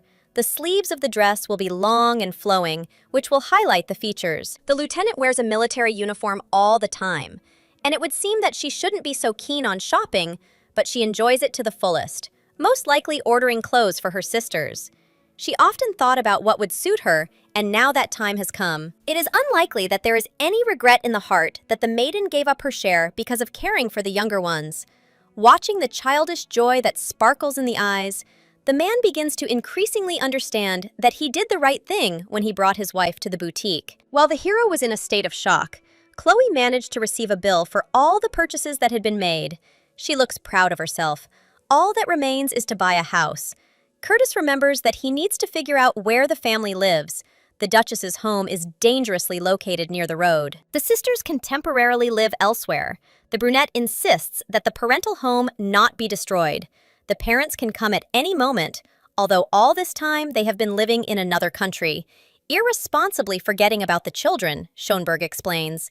The new estate will become famous. They will visit you there too. It's not just the parents who didn't even take care of anything. It would be funny to understand that after the divorce, the lady lives in the place that her ex-husband bought. Curtis turns away. He nods and indicates that he understands the situation. A noticeable change in mood. The man doesn't make any reservations. Perhaps he's starting to get tired of pointless conversations with the lieutenant. This is expected. Such a man is unlikely to have ever waited for a woman until she finished shopping. This is his first time, just like Chloe's shopping. A beautiful dress is visible in the reflection in the mirror. It's the first time a girl has ever worn something of such high quality and expensive. But she feels uncomfortable, probably because thoughts are running through her head about how the thing doesn't belong to her. After all, it's just a temporary measure. A voice is heard from behind. Curtis thinks that the dress suits his face, which means there is no point in continuing to stare in the mirror forever. He does not turn around, propping his chin on his hand. The hero looks away, as if trying to avoid eye contact. Chloe still feels a little awkward that she hasn't worn something like this before. If you don't look at the price tag, the fabric is nice and comfortable, pleasant on the body. For a duke, such clothes are the price of chewing gum for an ordinary person. You can't get used to luxury. After a while, there will be a divorce. Even though the woman got married, she still didn't become a real duchess. This marriage is just a show. Soon, she will have to leave the stage and return to her true self. The girl doesn't want to be the only one who feels broken, so she tries not to attach any importance to anything. There is silence in the carriage. The gentleman's facial expression does not make it clear what exactly he is thinking about. Even if it seems that he is thinking about his wife, he again has the same expression as usual. The man is confusing. The maiden managed to fulfill her role, but this will not happen every time. You need to make more efforts to avoid falling into a trap. Not all the people from high society that he will meet along the way will be as easy as with Agatha. Women will be especially picky. The young man reasons as if he himself was in Chloe's place. It is better not to get involved with Lieutenant Dubois for some time. It doesn't matter what happened before, because what was is long gone. It will be troublesome if a Virgo has unreasonable relationships with other men, especially with those who previously meant something to her. She should understand this without any explanation. The brunette still tries to explain, they are just friends. It is not such a big deal that people start gossiping about it. Most of the guard members know the story about it. The blonde understands this. Despite this, asks not to make the situation even more absurd. He notes that there is friendship between a man and a woman. The heroine thinks that this is nonsense. A moment later, she understands that the young man did not know this because he is an outcast. He does not know what the lady is thinking, but it becomes unpleasant from just one look. Monpiece is still trying to calm his younger sister down. She is sobbing and saying that she understood the situation back when they made a woman an adjutant. That is why she wanted to be there. The hero suggests surrendering. Even Mother is already getting a headache from this. Agatha refuses to marry, and therefore the lady cannot sleep. Insomnia can be solved by taking medicine, but marriage to the Archduke cannot be solved even with the help of medicine. The girl loves Curtis with all her heart, but her feelings do not even reach the tips of his fingers. Remembering the conversation with Chloe, the blue-eyed girl is once again convinced that she does not even love her husband. Her attitude towards him even resembles a certain degree of contempt. 3 years ago, the girl managed to find out that the gentleman did not feel anything for her, but she continued to humiliate himself. It is completely wrong to talk about something like this. The girl considers herself a sincere person. Jumping out of the carriage, she runs away. They will not chase her. As soon as she gets a little hungry, she will immediately return back. Cooling her head will certainly not interfere with the matter. A wave of anger builds up inside her, which is harder to contain. The little girl hates absolutely everyone. Her brother, who remembers the events of 3 years ago, the woman who got married despite not liking Curtis, her mother, who is pushing for the wedding, and the Duke himself. The heroine has no intention of marrying an ordinary man from the street.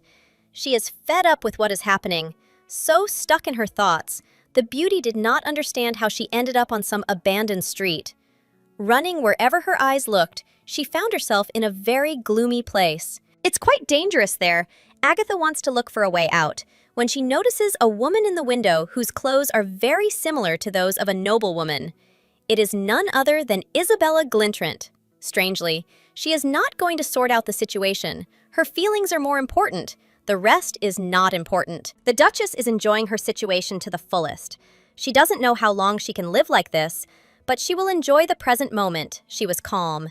As she remained, the honeymoon time flew by quickly, but things after that were no longer so peaceful. Many people whispered, realizing that the marriage was meant to enhance the lady's status. A bad aura emanated from everyone who was lower in rank. But what was worse was that there was a person higher up, namely Admiral Victor, who promised to arrange a sweet life for the newlyweds. The knights' reactions were divided into 3 categories.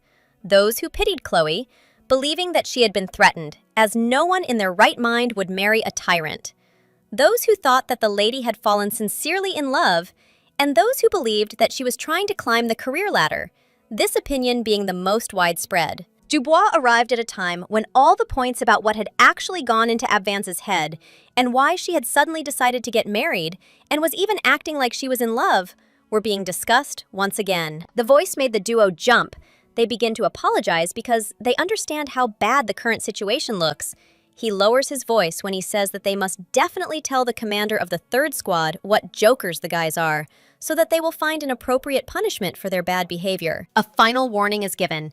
If they open their mouths to say anything again, I will definitely complain, and life in the guard will no longer be so fun.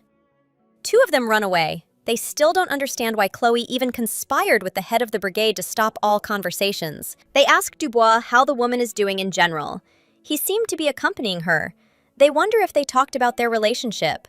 The brunette explains that they really didn't discuss anything like that, and calmly asks his partner to start eating instead of continuing the interrogation. The thoughtfulness doesn't last long. The hero comes to the conclusion that Chloe can organize her own personal escort. She is also part of the royal couple.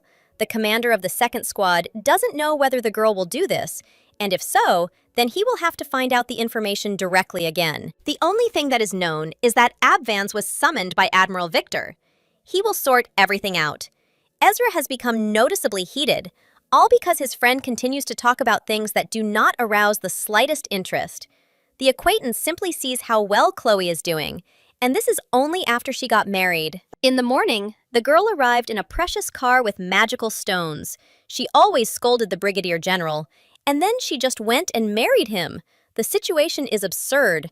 Besides, she is part of the royal family, as if this is what she wanted. The reason is not so small. At first, Dubois was also surprised. But first of all, he wanted to congratulate his friend. He wanted to congratulate her, hoping that if later he found a girl that he really liked, his mother would not mind because of how everything turned out. Despite his thoughts, Ezra wasn't entirely sure whether the marriage was right. At a wedding where the bride was supposed to be the most beautiful, Chloe wore a uniform as a political statement. And then, the most intimate situation in the bedroom was also revealed to the whole world by hanging the sheet outside. It was clear that because of her choice, the girl did not receive any respect. There are many cases where people marry a bad person without knowing it, through deception, But Chloe knew that as an adjutant, she had suffered a lot while she was next to Curtis. The woman saw all sides of him, understood that he was terrible. Dubois repeats to his friend that he really didn't know anything. It seems the girl kept the relationship a secret. These words are too strange to apply to such a strange, inorganic couple. Earlier, the heroine even asked that they not demand a story about her love story from her later. It seemed that they were close, and she just wanted to clarify whether everything was okay. There was a resentment lurking in her soul, a feeling as if Ezra had fallen beyond the line, although it seemed that they were close. Finding out what was going on in Chloe's head was an impossible task, which would not bring any meaning. The sergeant felt that his friend was so far away, so he acted distant and awkward. He shouldn't have done this because their relationship had worsened significantly. Even when the Duchess confronted Agatha and was ignored because of Dubois, he couldn't do anything. Curtis appeared like a prince on a white horse. He asked to escort Leah and Iris. He was kicked out because he and the Duchess needed personal space. The red-haired man was even more lost in his thoughts, until Lady Sarah came up to their table and offered to sit down. Of course, she wouldn't eat because she had already done so earlier. Only after that did she come. She came to ask about something. The girl knows that she is close with the Archduchess. She does not want to ask again, but she has a personal problem. It is about the woman's mother. She would like to ask to invite Her Highness to a meeting. She understands that she is asking for too difficult a task.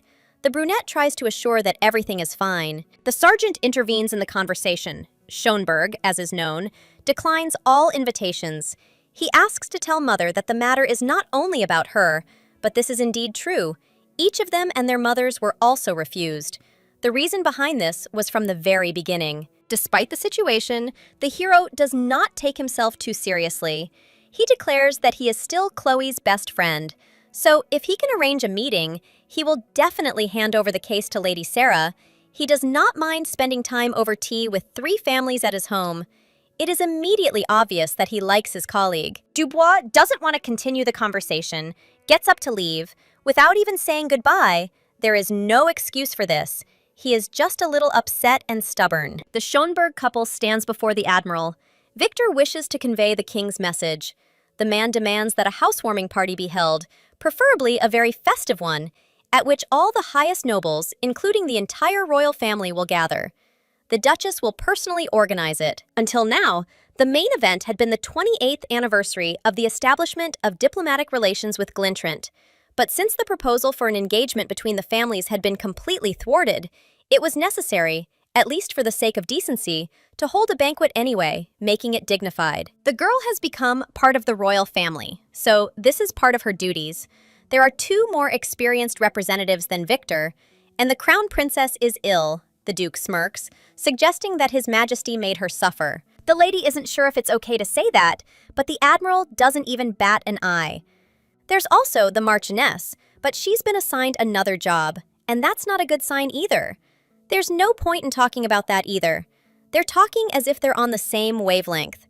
The Admiral understands Curtis's situation. The boys should do everything as it should be. It was the gentleman who brought Schonberg to the naval detachment. Formally, it was he who introduced the 2 of them. The situation before His Majesty is terrible. There is nothing to talk about. The Duke jokes about how his life is in harmony. But this is not true. The gentleman, when he enters the office, always stands on the snow-white tiles, as if everyone else is smeared. This is only one reason why he is considered strange. When he enters with other people, he stands exactly 2 tiles away, even with Chloe. If they have to show His Majesty how much they love each other, they shouldn't show so much distance. Otherwise, it will end badly. Approaching his wife, the blonde smiles nervously. As expected, the old general cannot be fooled. He reminds that his life depends on this couple. The lieutenant got a wonderful husband. As soon as they left, he suggests trying to hold hands for a start, and this will do. The heroine feels disgust, but still agrees. Everyone around whispers, but thinks that this is normal because they are newlyweds. It's because of the Admiral's advice. The problem is the distance. The man didn't even fully realize it. It's better to follow at least some kind of rapprochement strategy while they are inside the palace, so maybe people will start to trust everything more. The heroine nods, but there is another problem. The blonde man's expression is terrible. If someone notices him with such an expression, It seems it would be better to just leave. Rumors of discord will appear after only 2 weeks of marriage. He says that it is pleasant to hear and immediately pulls his hand back. The general reported that the council wants her dismissal. I wonder if the lady is interested in this. She understands that this is impossible. His Majesty knows how to act correctly. He intends to remove the girl from the position of adjutant. He used all his strength for this and continues to try further. Despite this, the man failed. The heroine is reminded of the contract she signed when she took office, something that is hard to forget. It was a slave contract, under which they paid a lot of money in exchange for the inability to leave. Before Chloe's arrival, it was difficult to find someone. The admiral even received a seal. Authority cannot be challenged even by the king himself. There are not many options left by which the girl can be removed from office. The gentleman must obtain permission from the young lady's immediate superior, who is Schönberg himself. The blonde looks happy. There's no point in being sad, after all. He managed to cause trouble for the king. The heroine recalls a conversation with the admiral. At first, it seemed to her that he was protecting her. While she doesn't go to work, a lot has happened. It will take time to cope with it. His lordship acts as if he will benefit from this. It is understandable that he is pleased to go against the will of the ruler, but in fact, it is more profitable for him to remove the Duchess from office and pretend that he listens to Ivana's. It would be correct to do everything the other way around. From the moment Abvans took her new name, she has been doing everything possible to fulfill the responsibilities that this name imposes on her. Before she took part in this adventure, she calculated everything that could happen to her. It is clear that she was ready to lose her place. The woman is asked to be quiet. There are a lot of extra ears in the castle, and one should watch one's language carefully. With displeasure on his face, the guy breaks away from his wife. He himself asked her to be more careful, and after that, he pretends that they had an argument. His steps are quick and heavy, as if he has lost control of himself. The lieutenant tries to follow the same principle, but she accidentally trips. The woman falls, but gets up almost immediately. While blaming the gardeners, the woman suggests continuing to walk. The general wanted to extend his hand to help her get up, but did not have time. The young man asks if they see him as trash. His expression shows sadness, which is not at all typical for him. He has been thinking about this for some time, but his wife is thinking short-sightedly. She asks for forgiveness and asks for an explanation in more detail so that she can improve. The blonde tried to say something completely different, but perhaps for the first time, he couldn't formulate his thoughts. For some reason, he felt as if something was stuck in his throat. It was unpleasant to continue speaking. It was causing some confusion. Chloe had previously wondered why they were trying to protect her instead of throwing her to the king like a bone while they were preparing for the next step. This was not true. The Duke would not want to do this. He was asking if it was worth saying such a thing in front of other people. In fact, there is no one around. Since childhood, Schönberg suffered from attacks by killers and began to distinguish when someone is nearby. I can leave a young lady at any moment, but if the girl knows that he has definitely not done this, she should not talk about it. This makes you want to get angry. The man calmly remarks that he hopes that the adjutant will not repeat the same mistake in the future. He has ruined everything. He feels strange, which is unusual for him. The expression of hostility on Chloe's face is unnerving. She seems upset. Following him, the lieutenant suddenly says that she has something important. She addresses the Brigadier General, although she has never called him that before. She hints at the third clause of the marriage contract, according to which she must always be obeyed. At the moment when the man showed his displeasure, the girl was about to yell, but she remembered how her sister had once advised her to calm her temper a little, which was already difficult, and yet, if you kill your character, then she herself will die, so it's even better to kill your opponent. Finishing her thought, the maiden advises Curtis to consider her as his superior and respect her as much as possible. It seems that this was a condition of marriage with the officer. She is not mistaken in this, so he will still have to obey. The man is ordered to take 2 full steps forward. He is more obedient than Chloe thought, but he will have to look up too much, and this is not entirely convenient. To continue a productive conversation, the lady suggests sitting on a bench so that she can look down. We have to answer questions that, in a sense, are completely meaningless, because the chain is still unraveling. The general has been serving in the detachment for 12 years, longer than many of those under his command. I'm interested in whether the man knows how long it takes to train a new recruit. 2 months have passed, They got married only 10 days ago, not that long ago. The girl hasn't yet been able to master all the rules of high society, considering that she has never been a member of it. Her becoming a duchess was unexpected, and the next 2 months can be considered a training period. And it is known that newcomers make many mistakes during the training period. There is nothing wrong with that. Because training takes time, Chloe admitted that she made a mistake, but it was worth explaining only once. Curtis apologizes, the moment is exciting. The maiden finally hears such pleasant words coming from the Duke's lips. The one who wrote this agreement is a good man. She finishes off the Brigadier General, asking if he loves her. What is the point of treating his beloved worse than the recruits? The man somehow managed to become such a person, to climb to his position, which is surprising. If he has absolutely no patience, it seems that his mood has worsened in this case. The girl can make a return. She ominously shows not the ring that is on her ring finger. Smiling for just a moment, the young man explains that if it were possible, he would have listened to His Majesty's words long ago. The words are informal, and this is a deviation from the script. The story has gone too far. The Duke suggests ending.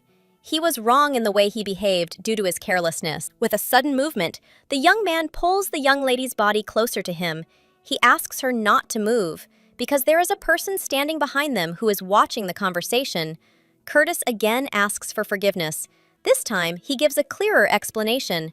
The words upset him a little and made him behave inappropriately. Either the young man is sincere, or this is just a fake. To play his role well, the blonde understands that his wife was right. However, he cannot help but notice that wasting one of 3 opportunities like this is extremely stupid. In the future, a better option may present itself. Pulling away from the tickling, the girl imitates her sister Leah. She was always told that if you keep something for too long, it will turn to shit. The Archduke laughs slightly. He pulls Chloe closer again. This is the reason why he can't throw her straight into the clutches of His Majesty. It is impossible to leave the Duchess in front of Ivaness, who will be attacked after a few words, be it the Admiral or the authority of the Master himself. We will have to use all available cards. It sounds as if Abvance will be protected, but this is impossible. Before calmly explaining himself, the young man swears to one thing. No matter what his wife thinks, he is not going to throw her to his brother as bait and end everything. He would rather go to Glintrant than act so vilely. His facial expression changes to surprise. It would seem that these two are separate from each other. Except for the mission, they have nothing in common. Similar to the words he would say to another person, the Brigadier General understood what the main one wanted to say. This can be considered unearthly happiness, especially in this case. They are still being looked at, only there is more than one person standing in the bushes now. The man suggests that he also kneel before the Duchess, so that rumors will spread that he is crazy about his wife. He might stain her clothes, but for some reason, this no longer bothers him. This is also due to impulse. Chloe is to blame for everything. The young man fell for all the provocations.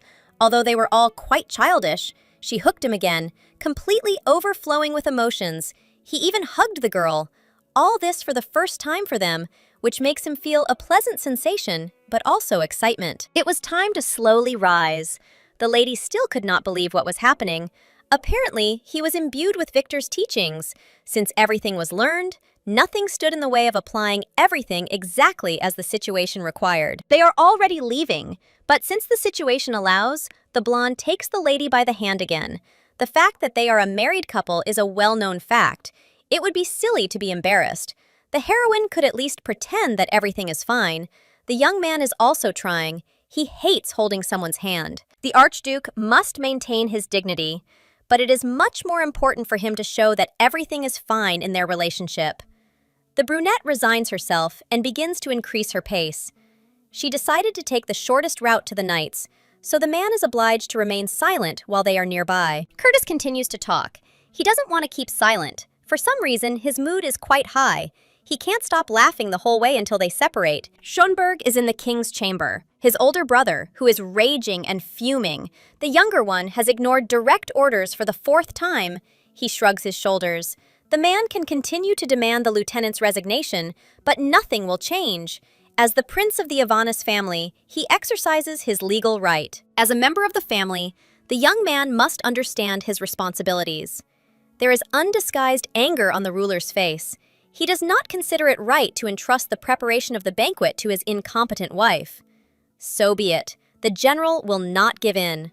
According to the military regulations of the ruling house of Ivanus, the Archduchess obeys her husband's orders. He intends to fulfill his duty as a prince, but solely within the framework of military discipline.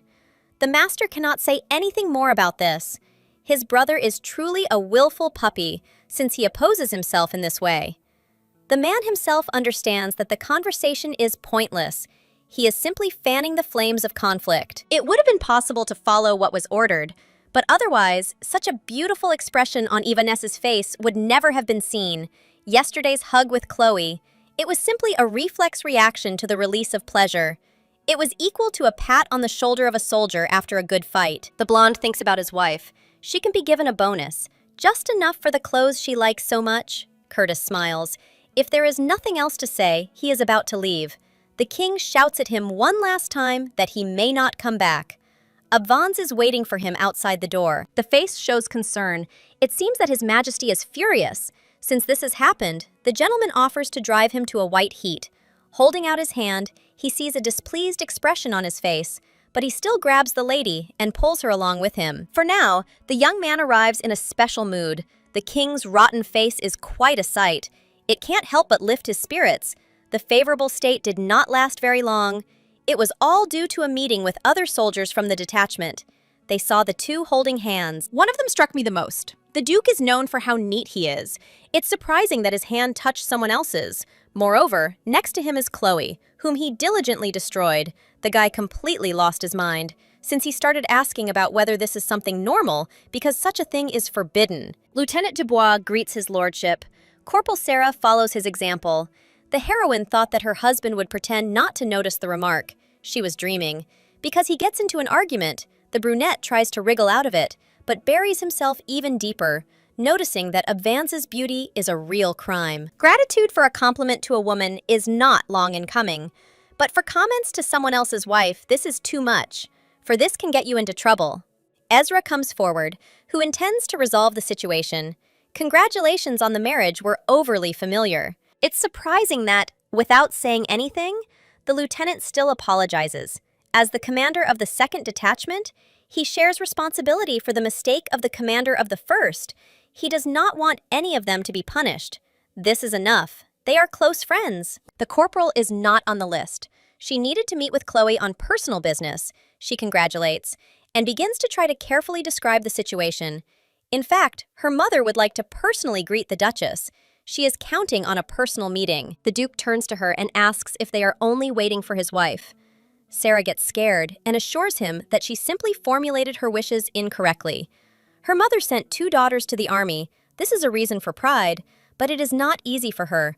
It is worth visiting her for a minute. The gentleman knows everything. They discuss the details as they go. He offers his hand. The lady doesn't understand whether she is allowed to take his elbow. Abvans looks completely at ease. She doesn't care. Curtis explains that he just returned to duty, so there is not much time. There are many things that need to be done. Chloe is asked if she is okay. It is clear from her that the problem is not noticed. A friend then starts asking questions about the wedding with concern. He was really worried about why the ceremony happened, whether it was forced and everything else. His face has become haggard, although the girl assures that she eats until she bursts every day. George hasn't changed at all. At least something is stable, and that's reassuring. With someone else, it's just the opposite.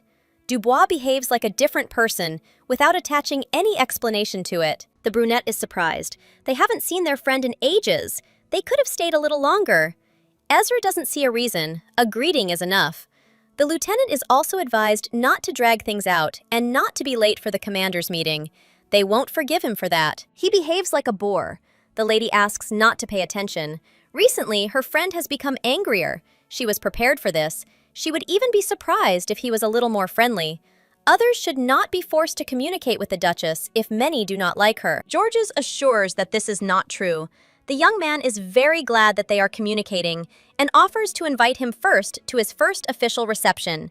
And he also wants to be introduced to the young ladies as Abvans's best friend and the most eligible bachelor in the capital. The woman snorts, and he laughs. It's good that they have maintained their previous relationship. It's still a shame to think about what's happening with Dubois. It's better not to dwell on it. Everything happened too spontaneously. There's nothing to be done about it. You'll have to adapt. The workday after the wedding passed surprisingly calmly. The lady managed to relax a little after all the fuss. Everything was within expectations, but it was not entirely clear how quickly Ezra would cool down. The relaxed discipline was interrupted by a very unexpected, uninvited guest. A lady appeared in the office and started shouting from the doorway that this place looked completely inappropriate, that this was not how a royal person's workplace should look. Madame Bring was an assistant, personally chosen by the king, and she understood that she needed to keep an eye on Chloe on a constant basis. Rising from her chair, the lady asks what brought her to her. She immediately tells that she arrived at the behest of His Majesty the King for a gala reception on the occasion of the 28th anniversary of the establishment of diplomatic relations with Glintrant. Since the Duke didn't strip the lady of her title, it became more difficult to provide assistance from the royal family. It seems they showed generosity by maintaining their status. In the Duke's office, no one has the right to give orders. The lady snorts. I'm not ordering, but suggesting that you sit down. The heroine wants to ask for help, and is given this honor, she grumbles. The castle is full of different rooms for ladies of the court, and she is invited into a small room, despite her advanced age. Since it is cramped for her, she can help standing. It is surprising that she has to stick her head into the mouth of the royal snake. Her knees ache. They show her to the bed where she can sit down. Even maids are not treated like that. The red-haired woman wants to know why. Being a royal person, the beauty never left her job. Because of her, another unhappy old lady was added to the stuffy kennel. The king also doesn't care much about the new member of the family. It's obvious to the naked eye. The Duchess thought that she was dealing with a man of character. But it turns out she's just a chatty old woman. She can't understand why the Lord's favor is so easily rejected. Schonberg himself also acts incorrectly before going out the door. Mompiece wishes him luck with just one look. The woman sits down at the table and begins to work. The conversations of the new assistant are more like white noise. It's even easier that way. Seeing that the Duchess has been distracted from the conversation, Bring begins to squeal something about this being a mockery of etiquette. The heroine is tired of the showdown. She reminds that Madame has arrived for a special purpose. I wonder if she knows how receptions are organized. As is known, the girl from the family who was granted the title, she had never even had the chance to attend such a thing. Even the wedding banquet after her engagement to the Duke was the first in her life. The red-haired one sighs resignedly. In front of her is the one who is third in the government hierarchy, and at the same time publicly admits to such a disgrace. It is not clear whether this is what is meant, because recognition in her understanding is not a shame. Bring does not calm down. A high position implies high expectations. A ruler is obliged to know everything. The king knew what he was sending the lady to. The lieutenant remains calm until the very end. Since His Majesty sent a woman, it means her task is to help live up to expectations, and not to squeal. Someone who is in power and is part of the royal family should really know everything, but hardly from the womb. Learning takes time and practice. From now on, Madame has a mission that is important. The mistress must be made into a true ruler. The red-haired woman understands that she has lost the battle, and such conditions do not entirely suit her because the situation has escalated. The woman leans over and looks ominously straight into her soul. She clarifies whether Bring has come only to scold the third most powerful person in the kingdom. Chloe managed to get the hang of it. Serving as Curtis's adjutant, she learned one important truth. High-ranking persons are not obliged to delve into everything themselves. They are always important and irreplaceable people, because they are busy with important matters. They do not have enough time for this, so it always makes sense to transfer minor work to replaceable employees. In the past, the girl was constantly bombarded with the Duke's work, which left her with many nerve cells. The preparation of the royal banquet is an important matter. It should be led by Schonberg's wife. This right belongs to her, but there is only one catch. It is not fitting for such a high-status person to take on all the tasks from start to finish. The organization will be the task of Madame. Smiling with a sinister smile, the beauty shows with her appearance that she knows her rights. First, they will determine the purpose of the banquet and make a list of mandatory guests.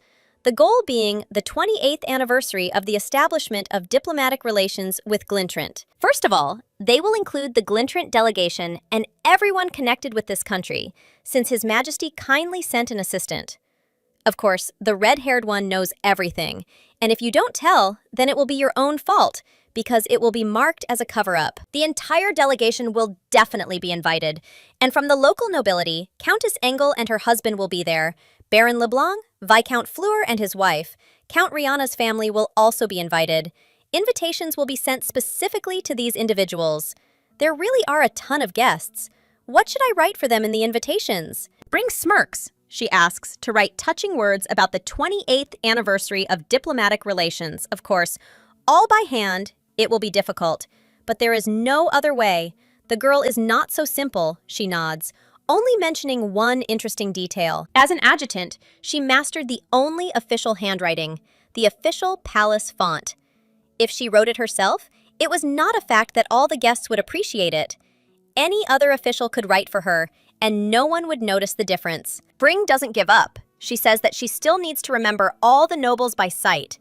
But the lady has already done this before the wedding. The heroine learned to receive guests. Since they helped her, and she even had an audience with the king, there were no complaints about her. The redhead is almost in a fit. She asks if the lady knows how to receive foreign guests. A weak point is discovered. The lady shrugs and doesn't know for sure. She is advised to pay attention.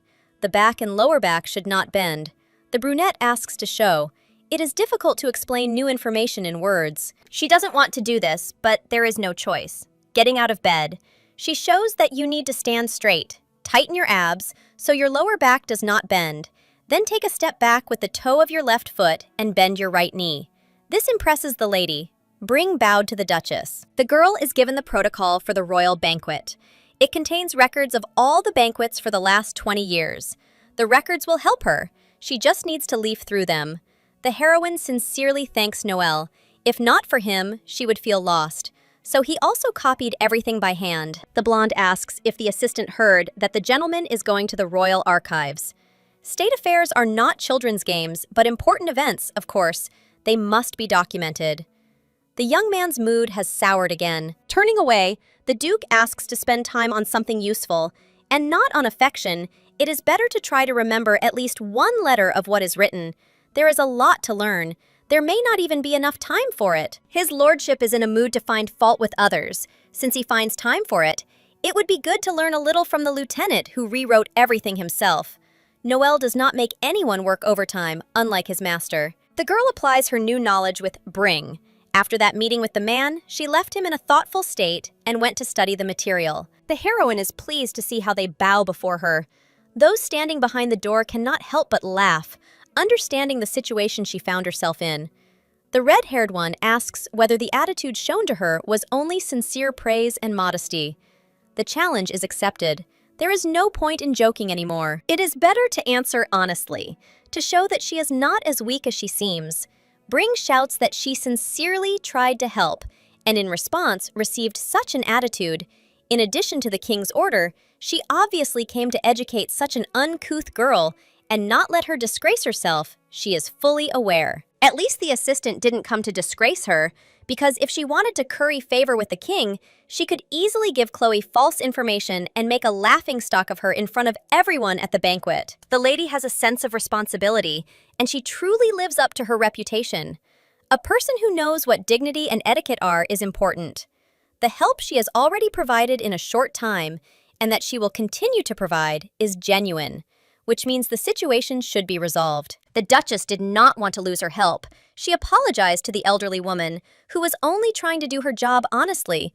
The heroine, like her, respectfully treats His Majesty, for she is also a subject of Ivanus. But, as a person, she harbors grievances. For this reason, she praised herself for being impolite and regretted it. If Bring conveyed everything said to the ruler, then the girl would come to an end. But the assistant did not come for this. She came precisely to turn the ignoramus, chattering nonsense, into a worthy ruler. The redhead feels cornered. She doesn't know what Ivaness sent her for, she can't read minds, and she only came out of a desire to serve the royal family, which needs it. Still part of the guard, as a soldier, the heroine pays tribute to the madam's patriotism and bows her head before her. She says that such a bow looks very good at first. The brunette thinks that she can breathe a sigh of relief. After all, Bring is not as scary as she seemed at first glance. Breaking out of my thoughts, the assistant suddenly starts giving me a lecture on how to improve my stance. Her Highness's legs are too long, which makes it look unsightly. It's better to try moving your back leg half a step back. The heroine is on duty. She thought she'd get to that later. In such cases, one must first show modesty and ask politely, understanding that in terms of time, the dedication with which the Duchess serves as a guard is highly commendable and worthy of respect.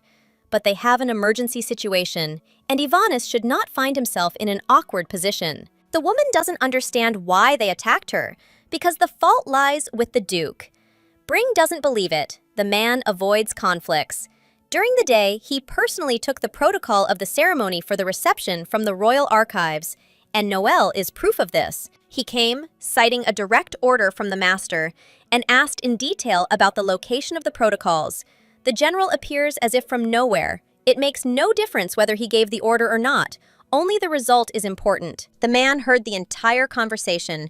As usual, he appears at the most opportune moment. Since everything has gone this far, it would be best for Madame to fix everything and be responsible for the mistress until the very end.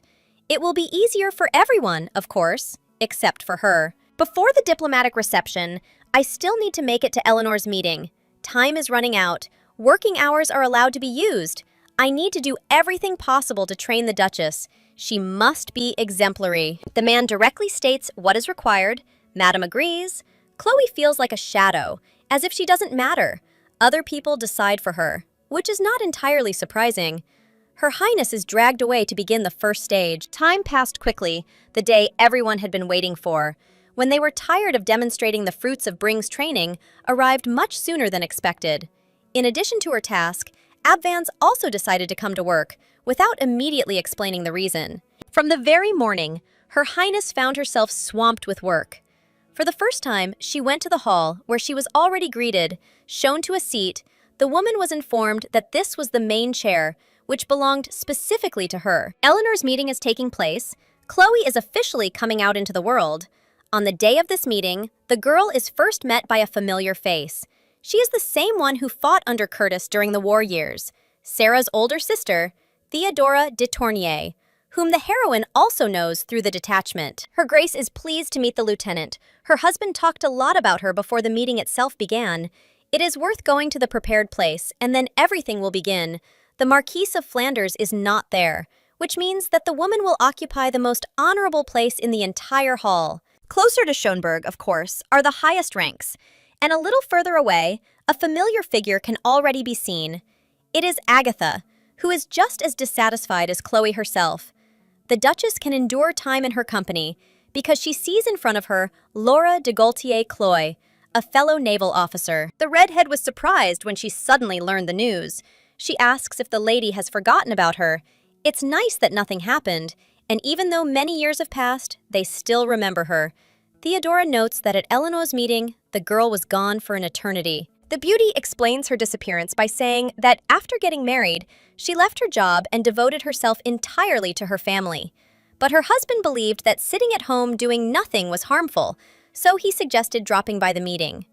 When she found out that Chloe would be there, she immediately plunged into memories of her youth. The brunette doesn't remember them being so close. She only joined the Navy for the money. Everyone shied away from her back then, but Chloe is still happy to see her and asks to be allowed to still consider the girl her friend. Of course she agrees. Smiling, the heroine calls her by name. Everyone in the room gasps, because no one is allowed to do this. The lady does not know how best to get out of the situation. She did not mean that she was allowing it familiarly.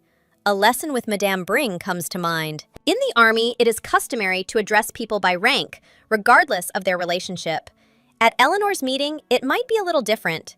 If someone allows themselves to be disrespectful, it will be an insult not only to the Schönberg name, but also to the entire royal family. And one should be careful with this. The girl doesn't want to humiliate Viscountess Gautier, so she tries to resolve the situation calmly. She explains that mutual respect and harmony are especially important in friendship. The lady has come to strengthen their personal friendship and ask for help. The green-eyed one also didn't come just like that. She didn't come to support out of personal sympathy. so the Duchess shouldn't rely on personal connections if she has an important matter ahead of her. She hopes that she explained it clearly and they can understand each other. Looking around the room, Schönberg waits for a reaction. She feels a little awkward saying this, but she hopes that everything is fine. She will try to be impartial and fair, doing so without excessive familiarity, which could harm the royal family and its reputation. The acquaintance nods. She understood the hidden meaning behind the words. She made a mistake, but still hopes that her desire to help will be understood, even if it is out of old friendship. The Duchess is never against help. On the contrary, she needs things to be easier for her. Everyone is given different tasks. I would like Lady Felpatine to take on the preparation of the dishes. Since she has experience, my head is spinning. Too much needs to be taken into account. If not for Theodora, the situation would have noticeably worsened. Maybe she should have been the Archduchess and run the meeting. It seems that everyone will be busy, except, of course, Her Highness. The girl is reassured that coordinating decisions is the most difficult thing. Ideally, this should be done by the prince's wife or the Marquis of Flanders. It is unknown whether they will even be at the banquet. They have placed a heavy burden on fragile shoulders. Social skills are also incredibly important, and it's not just organizational skills that play a role. If the Duchess is having trouble, people from the assembly will help. Schönberg may seem harsh, but she is kind. At one time, in the Navy, no one at first understood why she was like that. After a while, everyone loved her and began to feel more comfortable. The brunette doesn't know how to react. It feels like a compliment. Abvans has always been straightforward, but this trait wasn't immediately understood. It took a little time to talk, and everyone immediately saw what she really is. They intervene in the conversation, cutting the Viscountess off mid-sentence. Agatha remarks that Gautier is not so close to the lady. If she were to experience her art of conversation, she would never try to object to anything. The ability to anger a person without a single curse is the highest level of skill. Monpiece is interrupted, so that the meeting can continue peacefully. Lady Cran and Aven are appointed to select the furniture. They, together with the Duchess of Senemuner, will be engaged in decorating the hall. The distribution of roles is coming to an end. Everyone is allowed to go to their places, while Berg is still choosing the dishes. The beauty peers in. Gautier asks what she prefers, and after receiving an answer about a summer or white service, he tries to connect some of the logical chains. The establishment of diplomatic relations with Glintrant became possible thanks to the marriage of the late queen and the previous king. Since the queen has passed away, perhaps the color white will be associated with her death, and this will spoil the whole event. If you think about this color, you immediately remember the snow-white wedding dress of the lady. Theodora speaks up. The king is unlikely to approve of white. What's happening is quite tiring, even too much so. The secular society is surprising. Everyone comes with clear goals and ready-made speeches, because each one has significance. The gaze shifts to the side. Agatha, obviously, came to find fault with the Duchess. She has her own vendetta. Even more interesting is Laura. Her behavior is strange, but it is clear that she wants to strengthen ties because of Chloe's new status. She wants to get some privileges. The most mysterious one in the whole room is Theodora. She doesn't try to ruin everything. She seems to help, but without much warmth. It's not just a matter of not wanting to get involved in social troubles. She has some other reason, which is not so easy to uncover in order to fully understand the situation. Madame Bring arrived to inform the lady that the Duke was no longer waiting. He said he had a message and wanted to personally escort his wife. He appeared, walking forward, asking forgiveness from everyone else. He would greet the ladies properly, but a little later, extending his hand, he asked Chloe to go with him. For the first time in her life, the maiden is truly happy that she will be rescued from the trap. She has time to get tired. It is time for Theodora to go. The rest of the issues will be resolved later, and Her Highness will be informed about everything. Finally, the heroine leaves the meeting, thinking about what awaits her next. Bring is giving a lesson. She counts down and asks him to follow the steps of the Archduke and repeat everything. The girl asks what her husband wanted to talk about. He smirks, and without any embarrassment, declares that it was just an excuse. She can't help but joke, "Have you forgotten already?" They say that one of the maids ran away from the Schönberg estate. Besides this detail, it was time for dance practice.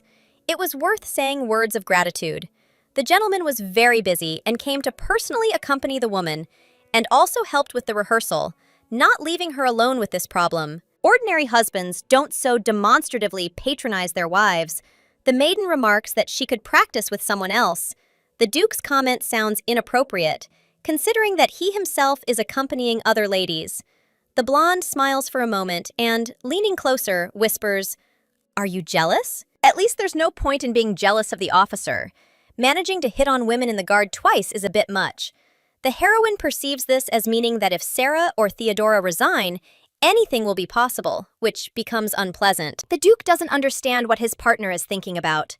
For some reason, she remembers the maid. Since she ran away, it seems they didn't treat her very well. That happens too. The blonde man shrugs. While he was alone, he didn't have such problems. The lady, however, knows his standards. Before Chloe came to the service, about 10 adjutants had changed. The maids are probably treated in the same way, with terrible treatment. A revolution is inevitable, so the actions show that everything is logical. Bring asks to stop talking and speed up the pace. The Duchess begins to try. Everything is too fast, and she is completely inexperienced in this. The beauty almost falls, because there is a jump that she does not have time to adjust to. She is asked if everything is okay, and the answer is a nod. I can't believe that everyone was dragging the trains of their dresses behind them. The skirt is too full. It sounds dissatisfied with admiration. The girl doesn't like such rules. If she wanted to look so much, she shouldn't have been forced to dress up. The master in charge, he can order the maids to constantly wear flowing dresses that will rustle in front of him all day long. Not a bad idea, Madame advises not to relax. Chloe has not yet recovered from the last jump. There will be another turn for which she needs to prepare. The woman talks about Tournier again. She wonders what they talked about then. It turns out that there was nothing special. There are rumors about another officer. They say that Madame Dubois has fallen ill. There are rumors that her son is a complete fool, since his woman was taken away from him right before their wedding. It immediately becomes clear what is the reason for the young man's sullen behavior. The blonde is interested in whether his wife was cheated on. He does not say why he asks such a question. It's just that every time he sees Ezra, his insolent behavior and look at the lady infuriates him. Perhaps there was more to the deal with the boxes of sweets, but no one is revealing it. The Duchess is pure, but no one knows what is on the young man's mind. Only he himself understands what he is thinking. It is still unpleasant. Before the next turn, Chloe presses Curtis closer to her. She whispers something in his ear about how, if she could think, she would never have gotten married. It turns out, she should be glad that she is stupid. Every word of a lady is a real masterpiece. Whoever chose her was definitely a genius. At the event, Theodora is next to Laura, a second lieutenant belonging to the 8th Regiment, but she is not in Kelty. This is temporary, because it turns out that she received an order to protect an important person. Gautier suggests placing a blue service in the middle of the table. The beauty understands that the color is terrible. The plates have no merit other than the fact that the king likes them. It is strange that it seems so important for the supporters of the royal party to demonstrate their position. Tournier notes that the plate looks too heavy to the eye. Laura, smiling ominously, remarks that soldiers must be smart, and they respond in the same spirit. The virtue of a soldier is unquestioning obedience to orders. They ask the blue dishes to be removed and replaced with others, and the maids immediately obey. Everyone who is preparing decides to take a break and then continue with renewed vigor. They all gather together. Gautier starts speaking first. She recalls the past. Before, she had one comrade in the Navy, and it is always like that with the Navy. Impoverished aristocrats often go there. They count on the dowry of their brides. Usually, such poor fellows have absolutely no understanding of manners or small talk. Of course they look like complete laymen. The life of that comrade was modest, even sadly modest. Some even called him wretched. The woman smirked when she saw him years later. It turned out he had married very well. Rumor had it he had gone out of his way for this marriage. While Theodora was considering whether to stop the lady, Agatha herself spoke up. Madame Gautier had arrived for work. She should not discredit the honor of the Duke of Berg instead of her duties. Laura smiles, exclaiming that she would never do such a thing. It seems she was misunderstood, although if you listen closely, there is reason for suspicion. But even if the lady said so, she did not expect that Mompi would so fiercely defend the interests of the Archduchess. Agatha can't help but say that she's wrong. She doesn't understand it herself, so she defends the one who stole the man from under her nose. It's strange that she's still haunted by that phrase. When the girl burst into tears in the boutique, she reproaches Gautier. The members of Eleanor must set an example for the honor of the crown. The green-eyed one continues to act stupid. She repeats again that she only told about her unfortunate comrade in the fleet. She did not hint that his younger sister is obviously a half-breed, or that he stubbornly proves their relationship. Those gathered realize that this is already going beyond all bounds. Theodora finally intervenes. No matter who appears in the story, there is no point in continuing to discuss the absentees. The break is over. It is time to return to work. Tournier feels tired. She hopes that the reception will end soon. Madame Gautier this time asks how the initiation is planned.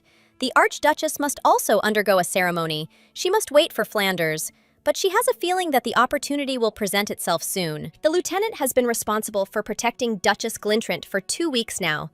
The kingdom has a full-fledged guard, but because Duke Berg caused a stir, the responsibility was dumped on an army officer. She is upset, but orders are not discussed and nothing can be done about it. For a task that boils down to protecting one person, the level of difficulty is clearly too high. The girl constantly disappears. She is not a hired killer, but an ordinary aristocrat, but she has skills that constantly help her elude security, as if she becomes a shadow. Previously, Isabella had an excuse about the garden. She said it was so beautiful that the maiden accidentally got lost. Then, the excuse changed. For example, it included the fact that she was looking for the restroom and accidentally fell behind her officer. The situation didn't look like it could improve. The girl had run away hundreds of times under ridiculous pretexts and had done the same thing again. The lieutenant couldn't understand how she was able to slip away. The timing of her escapes was completely unpredictable, and what was left of her nerves was already at the very limit. Desperation reached a certain point. The woman showed up and said that if Isabella tried to escape even once more, she would be forced to suspect her of spying. After being threatened, the aristocrat simply became even more sophisticated in her disappearance skills. The guards even tried to complain to the king, but he brushed them off and asked them to leave the lady alone, because if she needed to calm her heart after a breakup, then it would be easier to let her go for a walk, because it's normal to want to be alone. There's no need to run after her like that. The lieutenant is informed that Glintrant has been found. It turns out she was spending time with the ruler. Tournier does not know why she was called. She was just doing her duty and doing everything right, trying to keep an eye on her target. The gentleman started talking about the Duke, Berg, who supposedly fights for the country, decided to show his true face. Tournier does not say what he thinks. The man gets up from his seat and notices that the girl is also part of Eleanor's meeting, which takes place quite often, with all the important aristocrats. Smiling ominously, not even trying to hide his intentions, Ivanus asks to look after the Archduchess. Tournier hates such requests. She feels uneasy, considering that yesterday she spoke with Sarah, who was incredibly happy after talking with the Duke. It turned out that he accompanied her and asked her to look after his wife. And he also promised that he would visit them with his mother. He just needs to find free time. Everything has become too problematic. Theodora understands that she will be torn between several options. The upcoming event is truly one of the most lavish. On the 28th anniversary of the establishment of diplomatic relations with Glintrant, Chloe Berg's official debut will take place. The summer ball is very romantic, with beauty everywhere that will take your breath away. Rumors begin to circulate long before the event even begins, saying that His Majesty sent the distinguished Madame Bring to Abvans. Yet some are disappointed that the ball was perfectly organized. Although this is thanks to Eleanor's assembly, the king is merciful, since he did not allow any disgrace. The hostess of the event arrived, and Her Highness was immediately surrounded to greet her and compliment her on her impeccable appearance. People are different, and the girl would like to do everything to please everyone. But this is not something that can happen so easily. Her strength is already running out. The maiden is about to eat, even though she is only a temporary duchess. But since that is the case, she needs to enjoy all the benefits. The woman has not taken a crumb since early morning, so she is very hungry. For a simple check of the treats, she got too carried away. There is no prohibition on food among the obligations. Everyone pretends not to listen, so it will be possible to take advantage of the ideal moment. The lady hoped for a more peaceful life after marriage, but her hopes were simply dashed. With more overtime and no time to eat, the heroine suggests the others listen. Everyone knows how the Duke constantly bullied her, rumors have it, especially since the security logs leaked to the press. The guards are famous for their strictness, but they always fed them well. Having become a duchess, Chloe doesn't even have time to eat properly. If it weren't for the ladies from Eleanor's collection, she would have had a really hard time. They supported her during the most hectic period, helped her cope with everything, and the ball promises to be a success. It's clear that the heroine is a little hasty with her gratitude. However, she cannot restrain herself from the overwhelming gratitude. This is truly the blessing of the great dragon Ayabaneras and Granasade. Those gathered admit that for a newly minted duchess, Chloe is not behaving so badly. Those who offered assistance were happy to help with everything that was required of them to consolidate their good image. The lady only has to listen to everyone. Having become the hostess of the ball, she understands that there is no other way out. She will have to squeeze out the maximum charm from herself. The Duchess slightly overestimated her strength. The small talk lasted almost forever. The husband offers to bring fruit, to which he is displeased. He recently scolded his wife for gluttony. It seems to him that if he does not eat anything, everything will end badly. The girl agrees to the food, but she asks for non-sweet fruits. It seems she has already talked until the taste of syrup remains in her mouth. The limit has been reached too early, and then comes the official part. They announce that His Majesty the King has arrived. They have been waiting for him for a long time. Staring at the entrance, the brunette freezes with an expression of hostility. It's strange, but Isabella is next to him. She's practically attached to him. Glintrant is acting as if she's already become Evanessa's wife. This can't be done. A diplomatic scandal follows, and the ruler himself doesn't know what he's doing. The blonde snorts. From the outside, it looks like the banquet is being held to celebrate a remarriage. The aristocrats in the hall are also not delighted. Flanders expresses displeasure. Her breath is taken away with indignation. For the sake of his constant desire to torment his sister, this is too much. Her Majesty the Queen was wise. If she had lived a little longer, this would not have happened. Nothing can be done. There are people in the world who are scoundrels by nature. It's just a pity that the king himself turned out to be a scoundrel. He was always mean and tormented the queen just because he didn't like her appearance. He glows with happiness, and that makes it even worse. Flanders has given the signal, but it is not a fact that the young man is ready. The Duke is standing aside. They still have a personal meeting to meet, but for now, the banquet continues. Soon, the event will come to an end. Glintrant smiles at her grace and thanks her for how everything was organized. She is glad that everything was liked. Isabella really had fun. But of course, special thanks should go to the ruler because he was always there. He failed to act as a matchmaker. The main thing is that at least some friendly relations were maintained. The brunette steps forward and, bowing her head, declares that thanks to Ivanis, an insignificant person like her was honored to host the ball. The king smirks, noting that it is a good sign to be aware of one's insignificance. The woman holds back her anger, while His Majesty is asked not to spoil the pleasant evening with his words. Isabella again begins to subtly portray a sweet companion, causing him to break into a smile. Glintrant remembers the Duke and asks where he is. She would like to say hello to him. Apparently, he felt that his failed wife would approach and left early. He will be back soon. Went to say hello to Lord Oslo, the ambassador. The pink-haired one is flattering. They look quite good together. It would be nice to see them standing next to each other. As far as the Duchess knows, she already saw the couple at a wedding. It was delightful, but very soon temporary. She turns her attention to the officer. They say that Tournier played an important role in organizing the event. It is nice that she tried. The woman assures that she did it for Ivaness. Gautier intervenes in the conversation. She notes that she tried for the sake of the Duchess herself. Laura imagines that she personally chose the service, which suited the refined appearance, and the curtains in the hall, and even the carpet, all not to her excellent taste. The ladies who are part of Eleanor are dissatisfied. They all divided the duties, and the girl is trying to curry favor by pulling the blanket over herself. Glintrant listened in silence until the Duke himself appeared. She immediately smiled even more than before and came closer.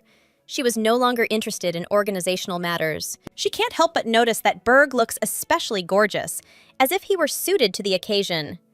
The Duchess speaks as if they have known each other for a long time, but they are meeting for the first time, so such compliments do not seem appropriate to Curtis. She understands, but she has seen his portrait before, and more than once, because he is quite popular in her country, all because of his incredible beauty. Every self-respecting girl has at least one newspaper clipping with a portrait, the blonde chuckles. Do you have one too? With a blush of red, Glintrant reminds her that she was a potential bride from the start, so she too had a cut. The king intervenes, believing that it is time for the Archduke and Duchess of Honor to dance together. He yields Isabella to his brother and is not against retreating. Even if it were possible, the man hasn't danced with his own wife yet. And this is ignorance, Laura is surprised. All the other couples have already performed their first dance, and after that went to enjoy the rest of the evening in the company of friends with excellent drinks. If this continues, it is unknown when he will be able to give other ladies a chance. Chloe does not dance for this very reason, but she cannot imagine Berg, obsessed with cleanliness, holding someone else's hand. With his habits, it is unknown when he will be able to fall in love and marry again. Ivanis knows how to behave correctly to push the two together. Schönberg organized a reception in honor of the anniversary of the establishment of diplomatic relations. If her husband ignores Isabella at such a ball, it will be considered a personal failure of the hostess. Everyone knows that he is just waiting for an opportunity to humiliate the girl. But this situation reaches the point of absurdity. Curtis asks Chloe's opinion. She clenches her teeth to stop her outburst of anger. Exhaling, she gives the go-ahead. There is nothing terrible in dancing. Since His Majesty showed such attention to her, he should also show due honor to the Duchess. The man is calmly asked to also greet the other aristocrats present at the event. The girls from Ivaness should also find out how caring the gentleman can be, despite his infamous fastidiousness. The heroine hints that while the general is away, she will try to find him a new candidate for a wife. His face twisted with anger, the blonde thought that his archduchess was just a nice lady. But she, it turns out, was also unusually sensitive. Since it turned out that way, the young man approaches Isabella and asks if she would do him the honor of going to the dance with him. Lowering her hand into his palm, she replies that she will agree. The tension is palpable. Even the assembled aristocrats understand that the master is angry, and there is nothing to say about Glintrant. A soft melody plays. Two people are circling around the room holding hands. The Duchess didn't think that she would be given 2 whole dances. Answering through her teeth, the man assures that this would not have happened if it weren't for his wife. I didn't expect that I would have the chance to dance with you so spontaneously. The smell of amber makes your head hurt. It's unbearable. The hero gets what he deserves for his stupid prank. The girl tells how she once spent her nights indulging in her dreams of marriage, and seeing him in person, the lady fell in love even more. At those moments, the lady was the happiest on the entire planet. The music changed slightly. Dancing the Passacaglia in close proximity was very creative on Isabella's part. She could confidently go on stage at a large theater. Trying to test the waters, the aristocrat asks what kind of ladies the Duke prefers, in case she fits his standards. Before talking about tastes, it's worth remembering that Glintrant is the worst match for discussion. She doesn't pay attention to this. You are too strict with me. The country from which the lady came is small and secluded. But at least there are no old men there who plot against their younger brothers, as happens in Ivanessa.